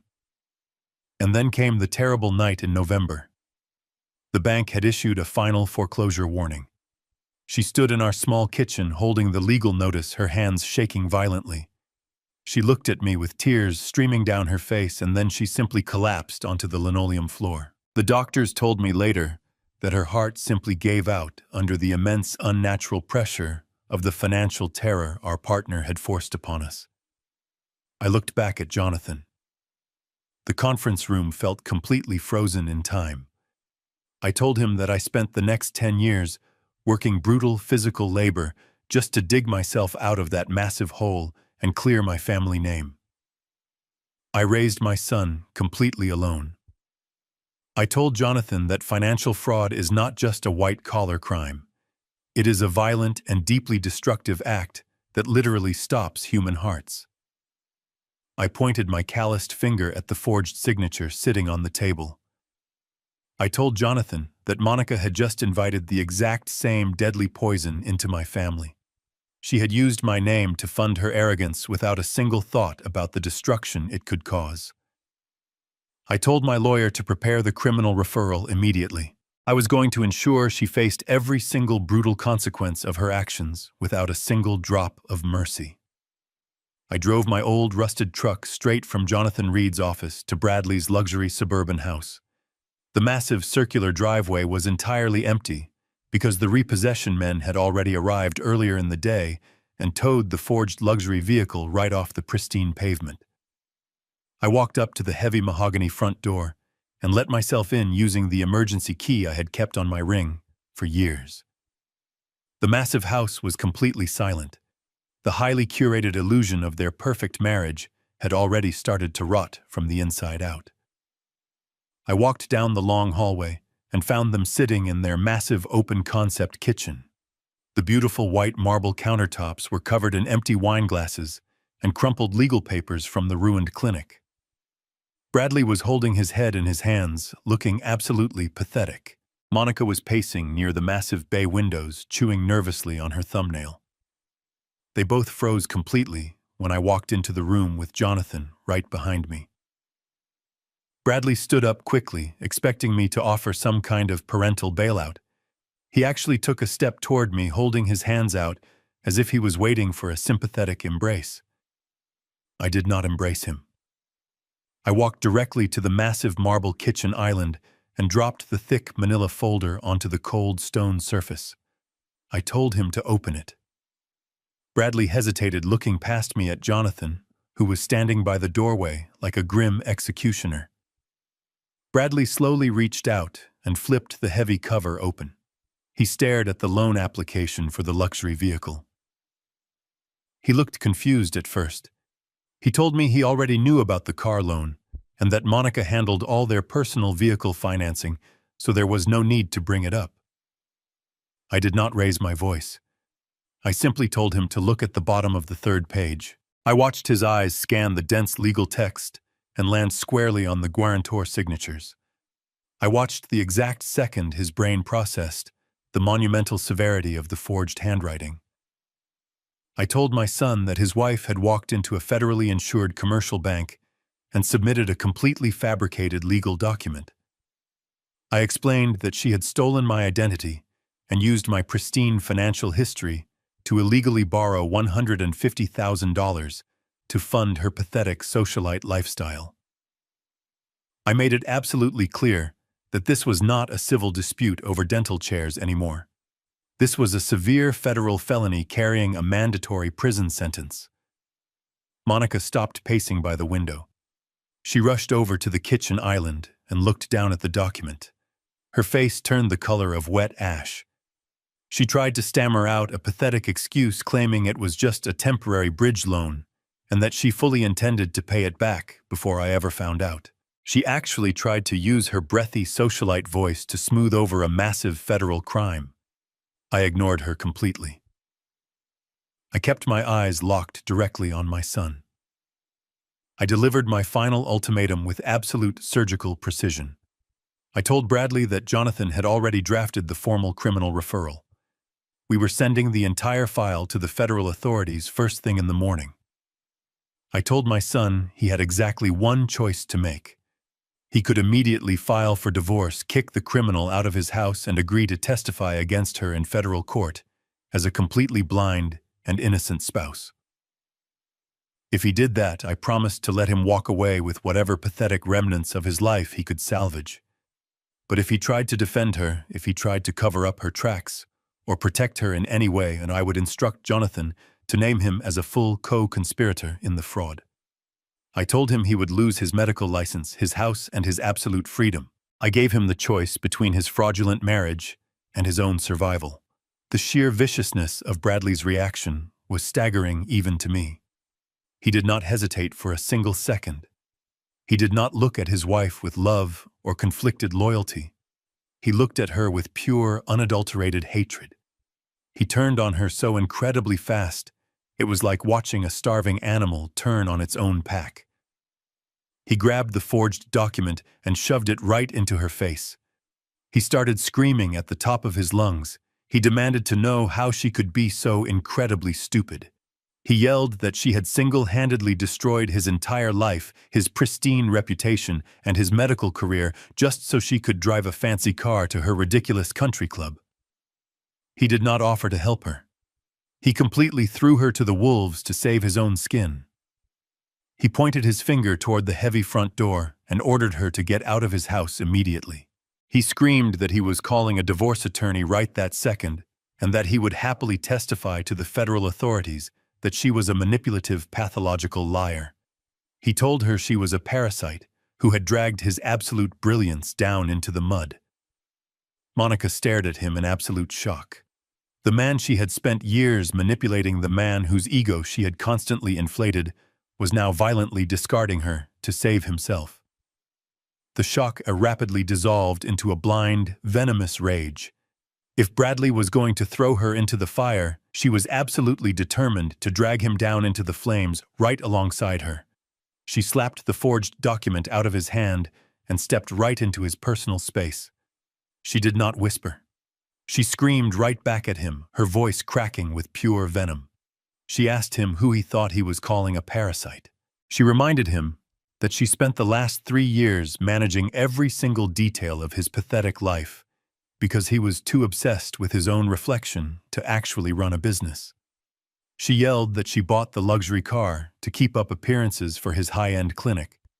She claimed that she committed the fraud specifically for him because his fragile ego demanded that they project a lifestyle of absolute wealth. The argument devolved into the most vicious, ugly display of human nature I have ever witnessed. They stood in their massive luxury kitchen, tearing each other apart piece by piece. Monica laughed hysterically and completely shattered his professional ego. She told him he was a mediocre dentist who only had a clinic because his daddy bought it for him. She screamed that none of the wealthy patients actually respected him. She told him that the country club executives laughed at him behind his back because they all knew he was just a pathetic blue-collar kid playing dress-up in expensive scrubs.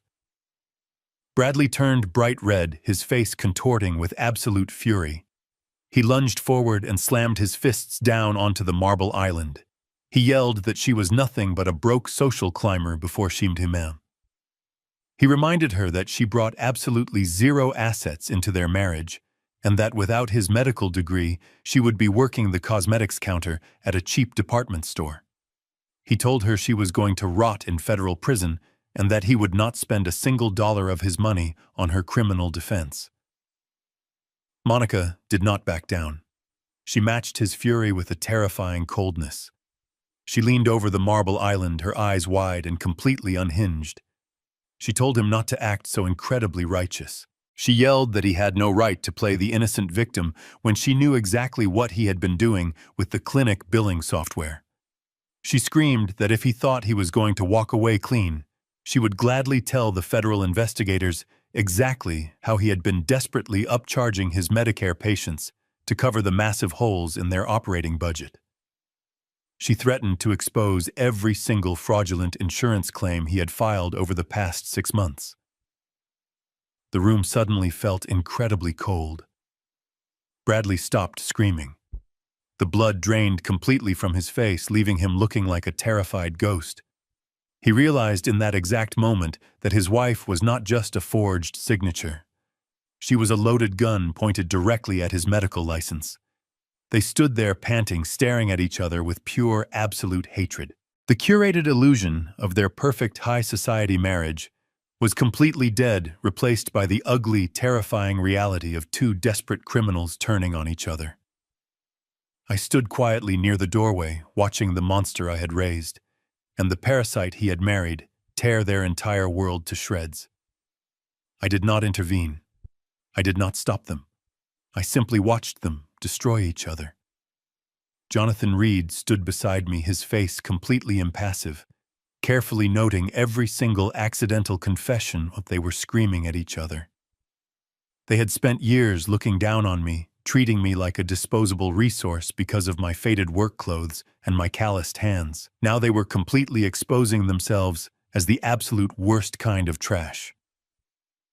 The ultimatum had worked perfectly, breaking their alliance and revealing the massive federal crimes hiding just beneath the surface of their pristine artificial empire. I looked at my son and realized there was absolutely nothing left of the boy I had sacrificed my life to protect. His core was entirely hollow.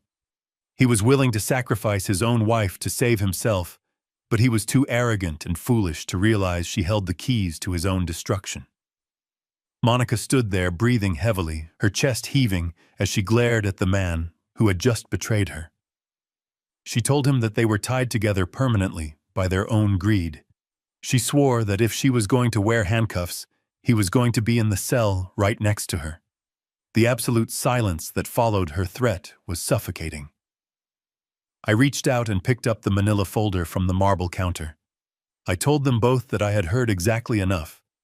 I turned around and walked toward the front door, leaving them trapped together in the beautiful, expensive house that was about to become their absolute tomb. I reached the heavy mahogany front door and wrapped my hand around the brass handle. Before I could even turn it, the door swung violently open from the outside. Standing on the expansive stone porch were 5 federal agents wearing dark windbreakers with bold yellow lettering printed cleanly across their chests. The flashing red and blue lights of 3 unmarked sport utility vehicles reflected off the pristine bay windows of the luxury house cutting through the quiet suburban evening. Jonathan Reed stepped up right beside me. He did not look surprised at all. He simply nodded to the lead federal investigator, a tall woman with cold, analytical eyes. I stepped aside and let the absolute reality of their actions walk right into their massive foyer. The heavy boots of the federal agents echoed loudly on the hardwood floors as they marched directly toward the open kitchen. Bradley and Monica completely froze. The venomous argument that had just been echoing off the marble countertops died instantly in their throats. Bradley looked at the federal agents, and his immediate survival instinct kicked in once again. He completely ignored the fact that his wife was standing right next to him. He rushed forward, holding his hands up in a pathetic gesture of complete surrender. He pointed directly at Monica and began speaking so fast, his words were tripping over each other in a desperate scramble to save his own life. He told the federal investigators that he was incredibly glad they were finally there. He loudly declared that he had just discovered his wife had committed a massive financial crime behind his back. He threw her to the wolves without a single ounce of hesitation, telling the agents that Monica had maliciously forged his signature and his father's signature to secure a luxury vehicle loan. He stepped away from her as if she were carrying a deadly, highly contagious disease. He proudly announced that he was fully prepared to cooperate with the federal government and provide any physical evidence they needed to lock her away in a prison cell. He actually smiled a pathetic, cowardly smile, genuinely believing he had just successfully outsmarted the entire legal system by sacrificing his wife on a silver platter. The lead investigator did not return his confident smile. She looked at Monica and recited the formal federal charges of aggravated identity theft and severe bank fraud. Two armed agents stepped forward and firmly grabbed Monica's wrists. They pulled her arms behind her back, and the sharp metallic click of the steel handcuffs echoed through the silent luxury kitchen. Monica did not fight them. She did not scream or cry. She simply stared at Bradley with eyes full of pure, unadulterated venom. She was completely broken, but she was patiently waiting for the second half of the execution to finally arrive. Bradley let out a long, heavy sigh of relief. He actually reached up and smoothed his pristine hair genuinely, believing his personal nightmare was finally over. He thanked the investigators and told them they could take his criminal wife away so he could begin rebuilding his life. But the lead investigator did not turn around. She did not instruct her men to leave the kitchen. Instead, she reached into the inner pocket of her dark windbreaker and pulled out a thick, folded legal document. She handed it directly to Bradley. He looked down at the paper, his cowardly, arrogant smile slowly melting right off his face.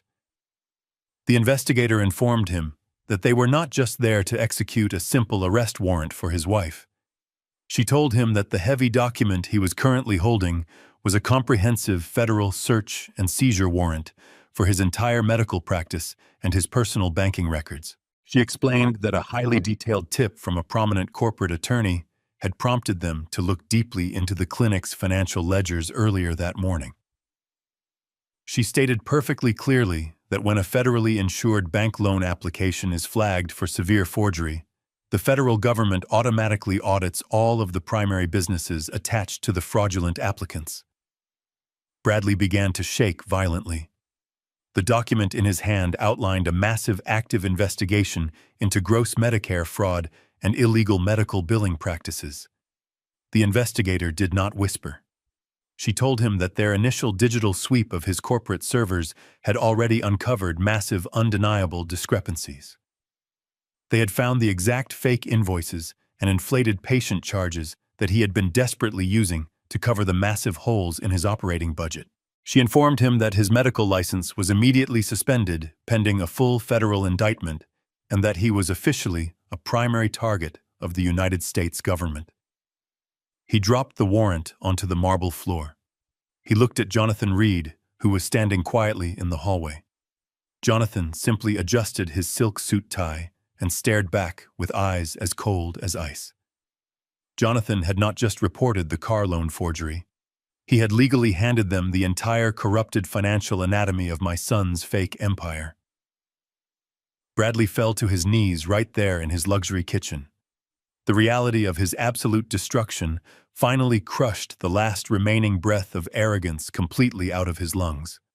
He was going to lose his medical license, his massive house, his elite reputation, and his freedom. The federal agents pulled him up from the floor by his expensive tailored shirt. They slammed his hands behind his back and secured the heavy steel handcuffs around his wrists right next to his wife. They were permanently bound together now, not by love or respect, but by their own pathetic greed and massive federal crimes. The agents marched them both out of the kitchen, down the long, pristine hallway, and out the heavy front doors. I walked out onto the stone porch and watched the agents push my son and my daughter-in-law into the back of the unmarked vehicles. The heavy doors slammed shut, sealing them inside their terrifying new reality. The flashing red and blue lights pulled away from the circular driveway, leaving the massive luxury suburban house completely dark and entirely empty. I stood on the porch feeling the cool evening air wash over my tired face. The $600,000 was completely gone, but it had bought me the absolute and permanent truth. I walked down the stone steps and climbed into my rusted old pickup truck. I turned the key, and the heavy engine roared to life. I drove away from the wreckage of their artificial world, leaving the parasites entirely to the brutal, unyielding justice of the federal government. The sun rose over the commercial district the following morning, illuminating a completely transformed reality.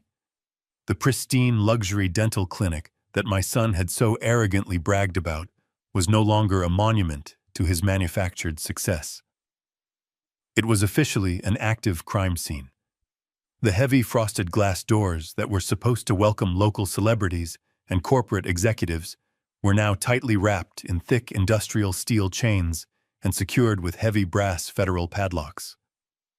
Symmetrical rows of bright orange notices were plastered directly onto the expensive glass windows, explicitly declaring the commercial property seized by the United States government pending a massive fraud investigation. Inside the empty shell of the building, the glossy marketing brochures featuring Bradley's arrogant, smiling face were scattered across the scuffed marble floors. The custom artisan coffee bar and the $80,000 dental chairs were already sitting safely in my secure private storage facility. The vacant clinic now stood as a hollow, devastating monument to the severe consequences of unchecked greed. People walking down the busy financial sidewalk stopped to stare at the federal warnings, taking out their phones to photograph the spectacular public downfall of the city's newest elite medical professional. The brand he had sacrificed his own father to protect was now completely synonymous with federal crime. While the commercial clinic was being permanently boarded up, the absolute destruction of their personal life was playing out in the bright daylight of their exclusive suburban neighborhood. The massive black luxury Porsche Cayenne that Monica had illegally purchased using my forged signature was no longer sitting proudly in their circular stone driveway. A heavy-duty commercial flatbed tow truck had arrived just after sunrise, accompanied by 2 federal marshals. The loud, aggressive grinding of the steel winch cables echoed through the quiet, manicured streets as the $150,000 vehicle was brutally dragged up the metal ramp. The exclusive country club parking pass, stuck proudly to the windshield, served as a pathetic reminder of the fake socialite lifestyle she had destroyed her freedom to achieve. The wealthy neighbors who Monica had spent months desperately trying to impress were standing on their sprawling lawns, watching the entire humiliating spectacle unfold. They whispered to each other from their expensive porches, completely horrified by the sight of armed agents tearing apart the illusion of the perfect high society family. The beautiful house itself was entirely dark and completely empty. The federal authorities had moved swiftly to freeze every single bank account associated with their names, leaving them without a single accessible dollar to hire private defense attorneys or post bail. Their massive social empire had completely evaporated overnight, leaving behind nothing but a massive crater of insurmountable debt and extreme public humiliation. The final and most devastating blow arrived exactly at noon. The state medical board, acting on the severe evidence provided by the federal investigators, issued an immediate emergency suspension of Bradley's medical license. He was officially stripped of his right to practice dentistry in any capacity, anywhere in the country. But the board did not stop there. Following strict legal protocols, they drafted a formal public notice of the suspension and mailed it directly to every single patient listed in his highly curated database. The local television personalities and the wealthy corporate executives who had attended his exclusive grand opening received certified letters informing them that their chosen medical professional was currently incarcerated and under active federal investigation for gross Medicare fraud and illegal medical billing practices. His name was immediately digitally scrubbed from every prestigious medical directory in the state. The brilliant visionary doctor had been legally reduced to a common criminal facing years in federal prison. His expensive, custom-tailored white coat was permanently traded for a standard-issue canvas prison uniform. I spent that entire morning sitting quietly in Jonathan Reed's downtown law office finalizing the absolute reclamation of my commercial property. I did not feel a single ounce of regret or parental sadness. I felt the profound, unshakable peace of a man who had successfully surgically removed a massive toxic tumor from his life and his legacy. I had built my wealth through decades of pouring concrete, breaking my back, and honoring my contracts. I had used that exact same strength to completely dismantle the parasites who thought they could use my name to fund their arrogance. The absolute ruin of their fake empire was completely finalized. They had absolutely nothing left to leverage and nobody left to manipulate. It was raining heavily on Thursday evening when the final remnants of their artificial empire came crawling back to my front door. I was sitting in my living room reading a book when I heard a weak, frantic knocking against the heavy oak wood. I did not rush to answer it. I set my book down and walked slowly through the quiet house. I turned on the porch light and opened the door. Standing there shivering in the freezing downpour were my son and my daughter-in-law. They had been released on federal bail pending their formal indictments, but the government had frozen every single financial asset they possessed. They had absolutely nowhere else to go. The physical contrast between the two people standing on my worn wooden porch and the arrogant elite couple from 6 weeks ago was absolutely staggering. When Monica had called me to ban me from the clinic opening, she sounded like a powerful, untouchable socialite. She had spoken with a breathy, condescending tone obsessed with pristine aesthetics and high society branding. Now her expensive designer clothes were completely soaked and clinging heavily to her shaking frame. Her perfectly styled hair was plastered against her pale face and her expensive makeup was running down her cheeks in dark, ugly streaks. Bradley looked even worse. He was the man who had strutted around my living room demanding my money in a custom-tailored suit and designer loafers. Now he stood on my welcome mat, wearing a cheap, oversized hooded sweatshirt, looking like a terrified hollow shell of a human being. The untouchable visionary doctor was completely gone. Bradley looked up at me with wide, desperate eyes. He did not act like the superior intellectual who had mocked my decades of hard physical labor. He fell to his knees right there on the wet wooden boards. He reached out and grabbed the hem of my faded denim jeans. He called me Dad. It was a word he had not spoken with any genuine respect in over a decade. He began to beg with a pathetic, whining voice that completely disgusted me. He told me that his public defender was completely useless and that he was facing up to 10 years sans in federal prison for the Medicare fraud. He pleaded with me to liquidate my remaining retirement funds to hire a massive private defense team. He swore that he was a victim of his own ambition and that he never meant to hurt anybody. He frantically pointed at Monica, who was shivering next to the porch railing. He tried to sell her out all over again, completely ignoring the fact that his own illegal billing practices had ruined him. He claimed that her massive greed had forced him to commit the fraud to keep their lifestyle afloat. He begged me to let him move back into his childhood bedroom just until the trial was over. He promised he would get a minimum wage job and pay me back every single cent of the $600,000. He promised he would scrub my floors and cook my meals if I just saved him from the federal prosecutors. Monica did not fight back this time. The vicious venom she had spit in the kitchen was entirely gone. She was completely broken by the reality of her impending prison sentence. She stepped forward, holding her shaking hands together as if she were praying to me. She looked at my scuffed work boots and my faded flannel shirt. She did not sneer at my blue-collar aesthetic anymore. She begged me to forgive her for forging my signature. She told me she was terrified and that all of her wealthy country club friends had completely abandoned her. She pleaded for a warm place to sleep, claiming they had not eaten a real meal in 2 days because their credit cards were entirely declined everywhere they went. I stood in the dry doorway, looking down at the 2 miserable criminals crying on my porch.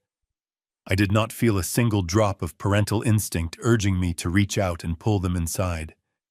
I did not feel angry anymore.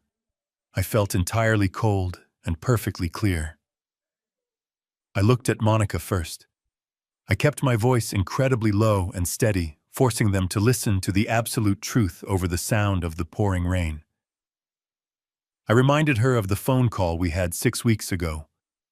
I reminded her that she explicitly told me I was not allowed to attend the opening of the clinic I had built because they only invited close family and friends. I repeated her exact cruel words back to her. I told her that she was right to exclude me because we were clearly not family.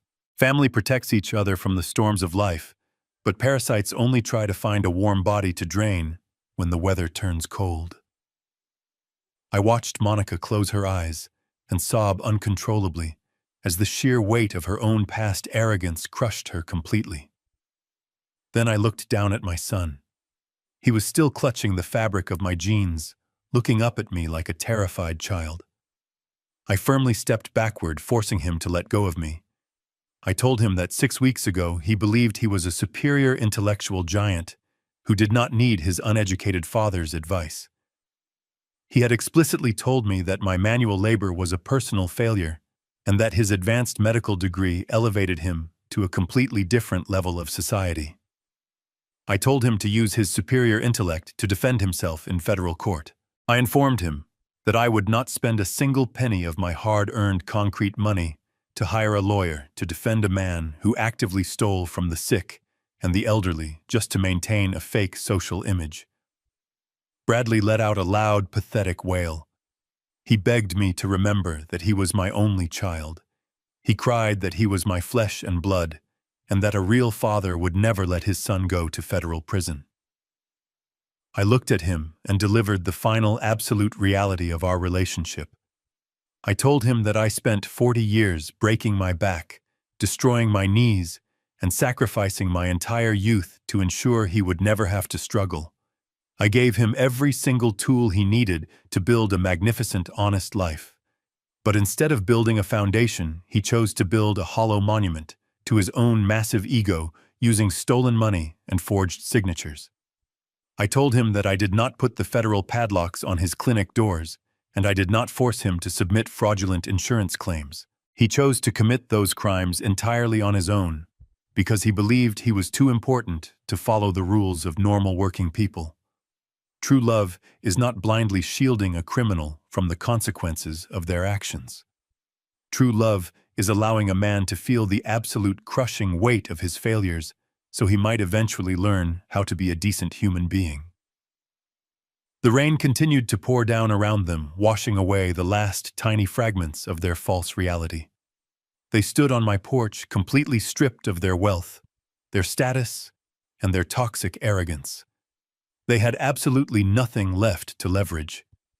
They were just 2 desperate criminals facing the brutal, unyielding wall of federal justice.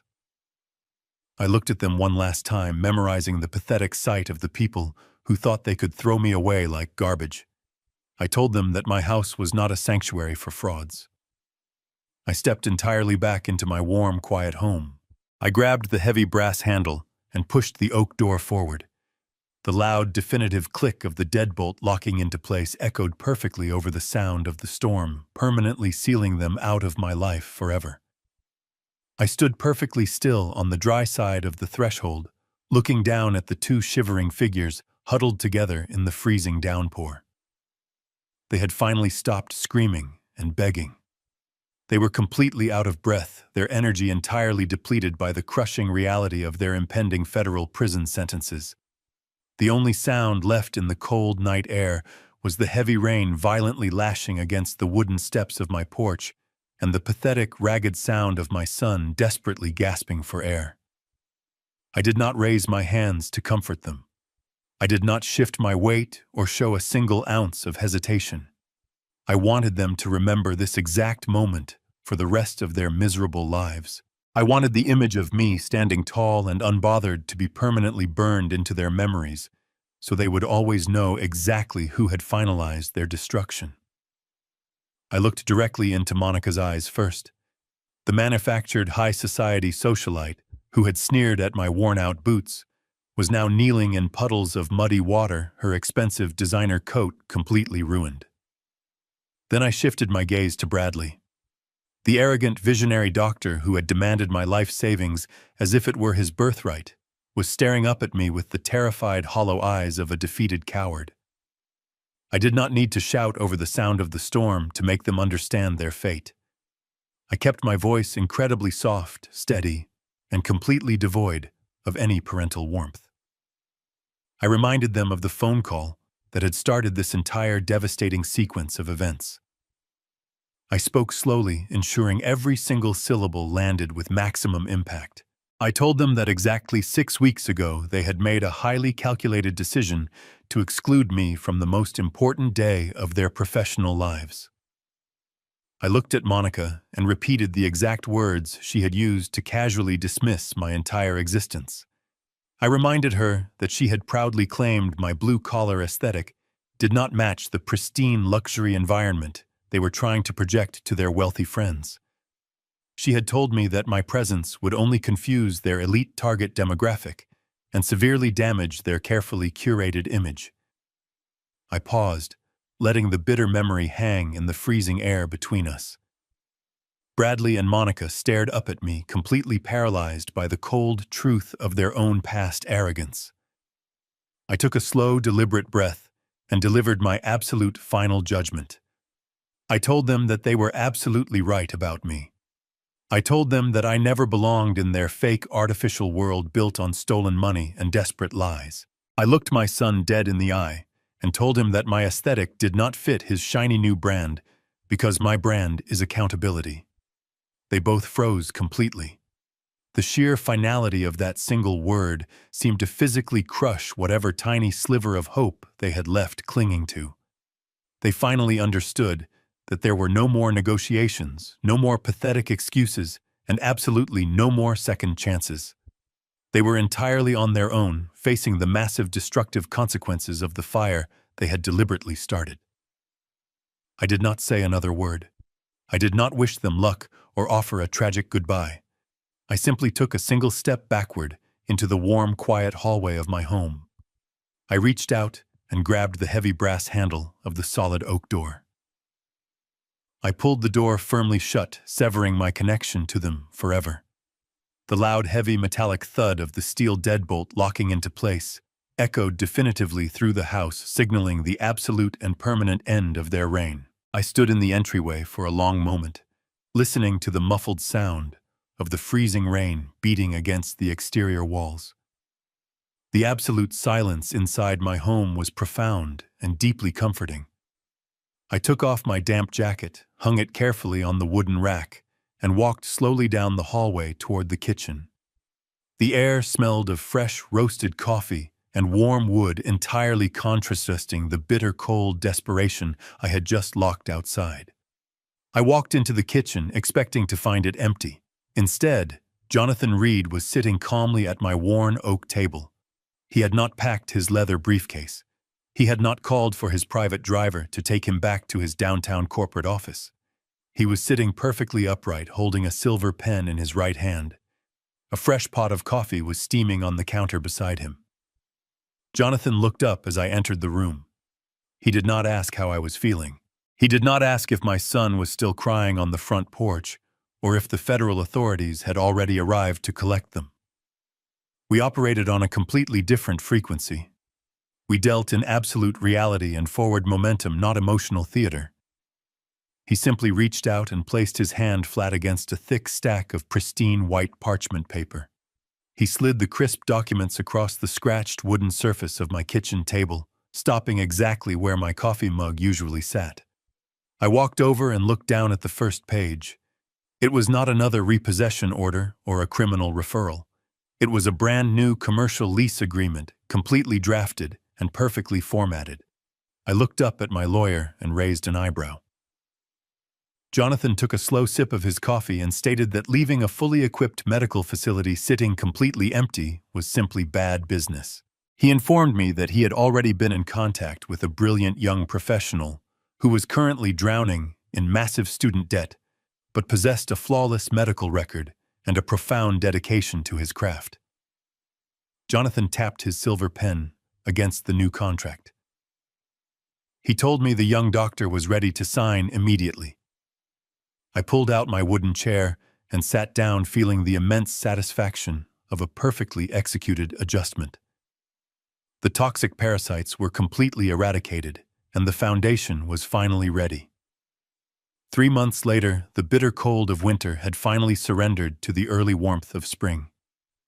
I drove my old rusted pickup truck down the familiar streets of the commercial district, but the heavy feeling of anticipation that used to sit in my chest was completely gone.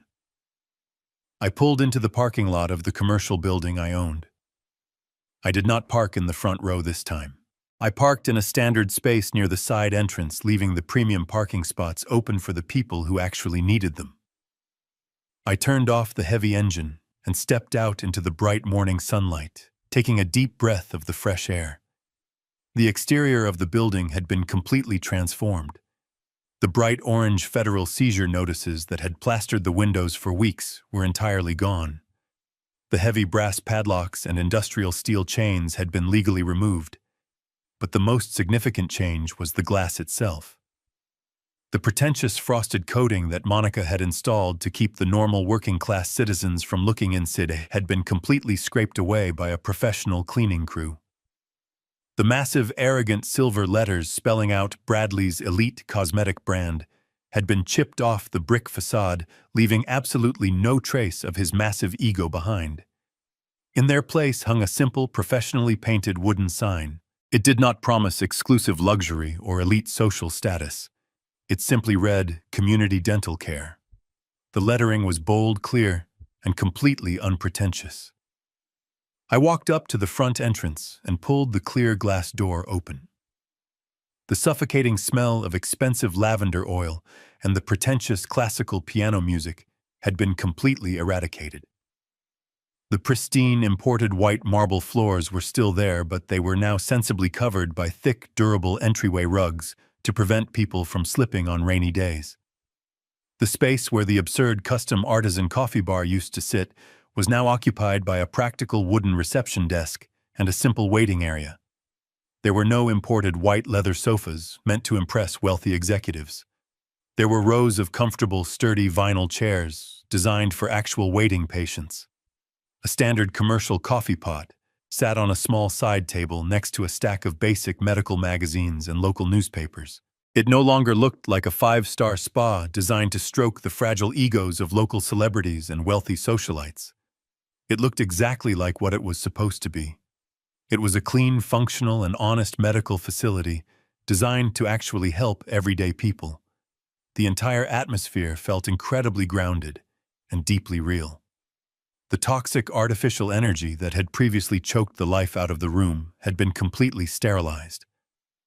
I stood in the center of the lobby, breathing in the clean scent of medical-grade disinfectant and fresh black coffee.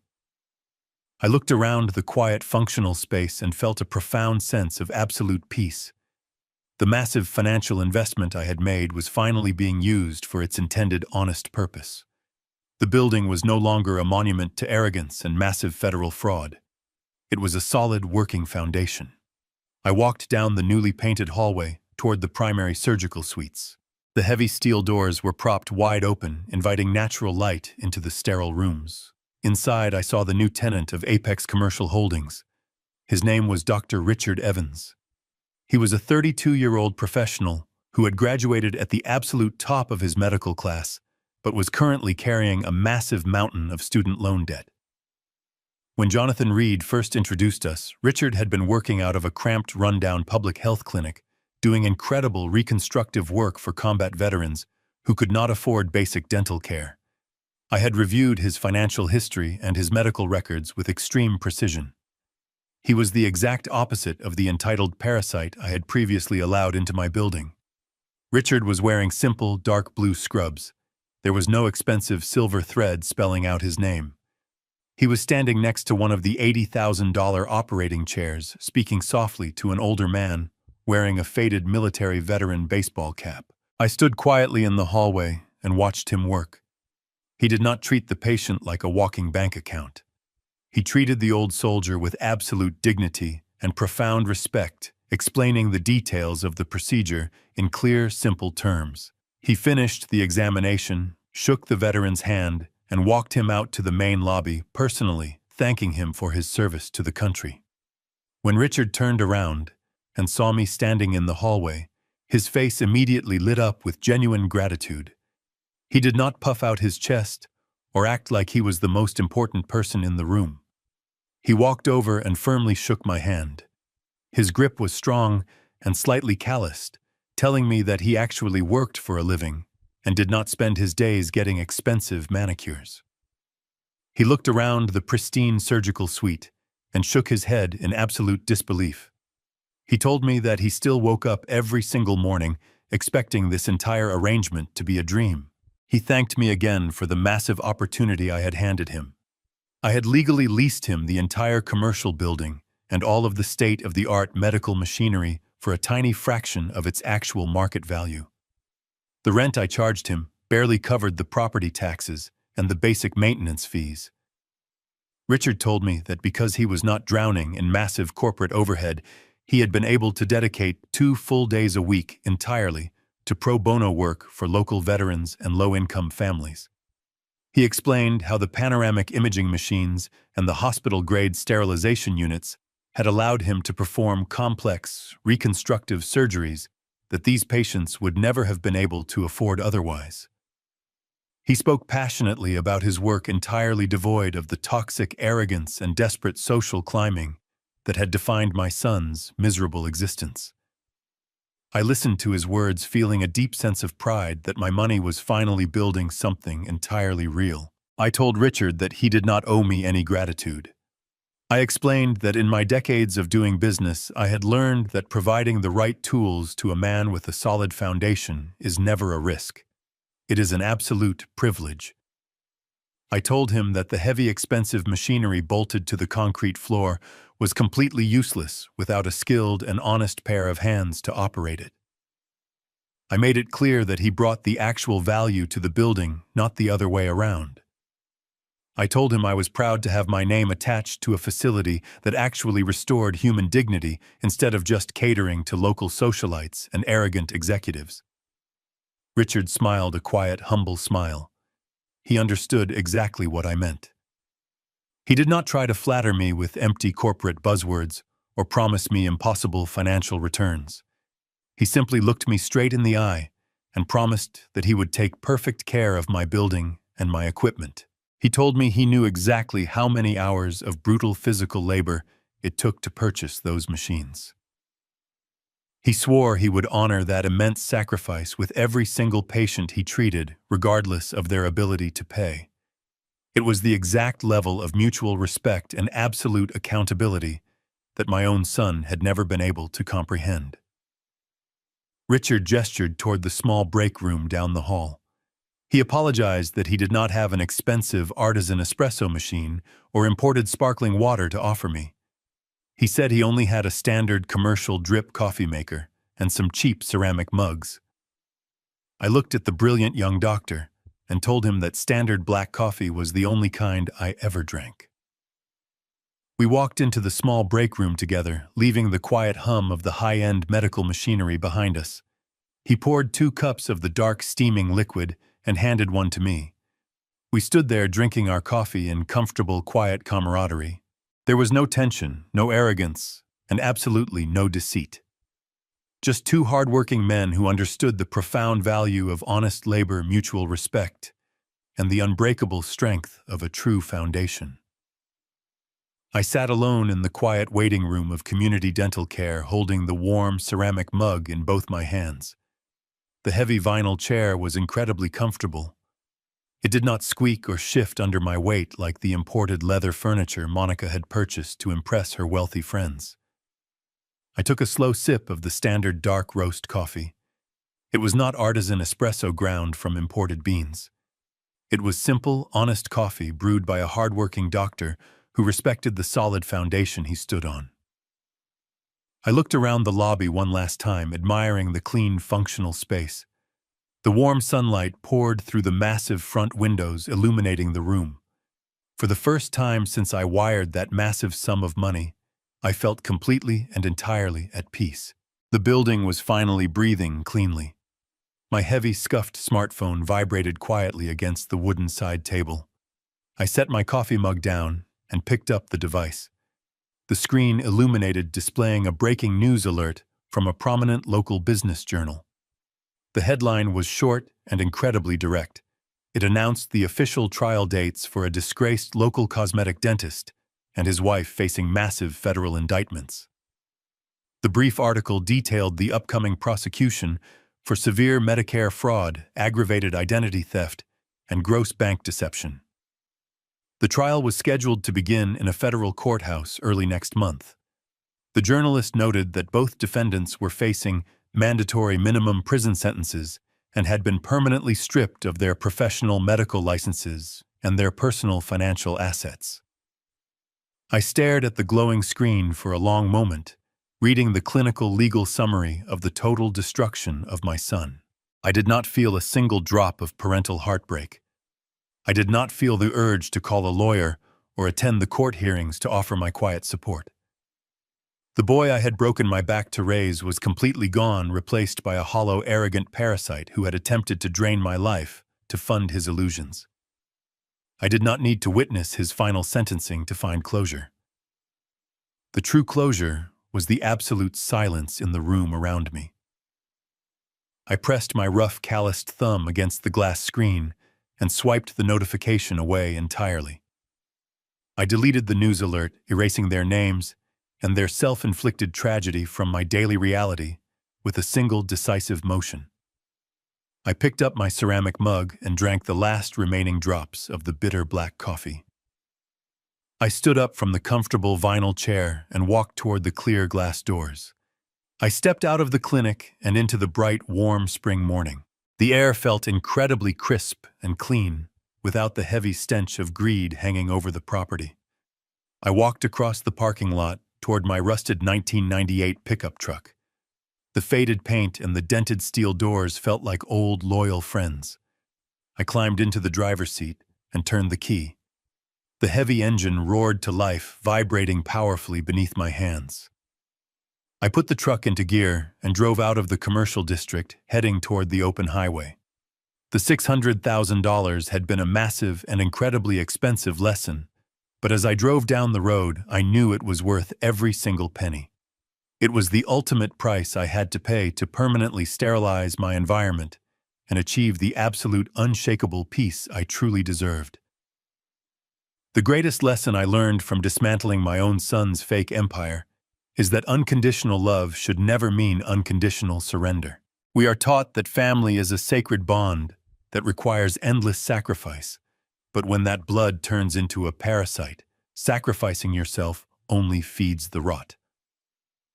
True respect cannot be bought with blind financial support, and real legacy is never built on stolen foundations.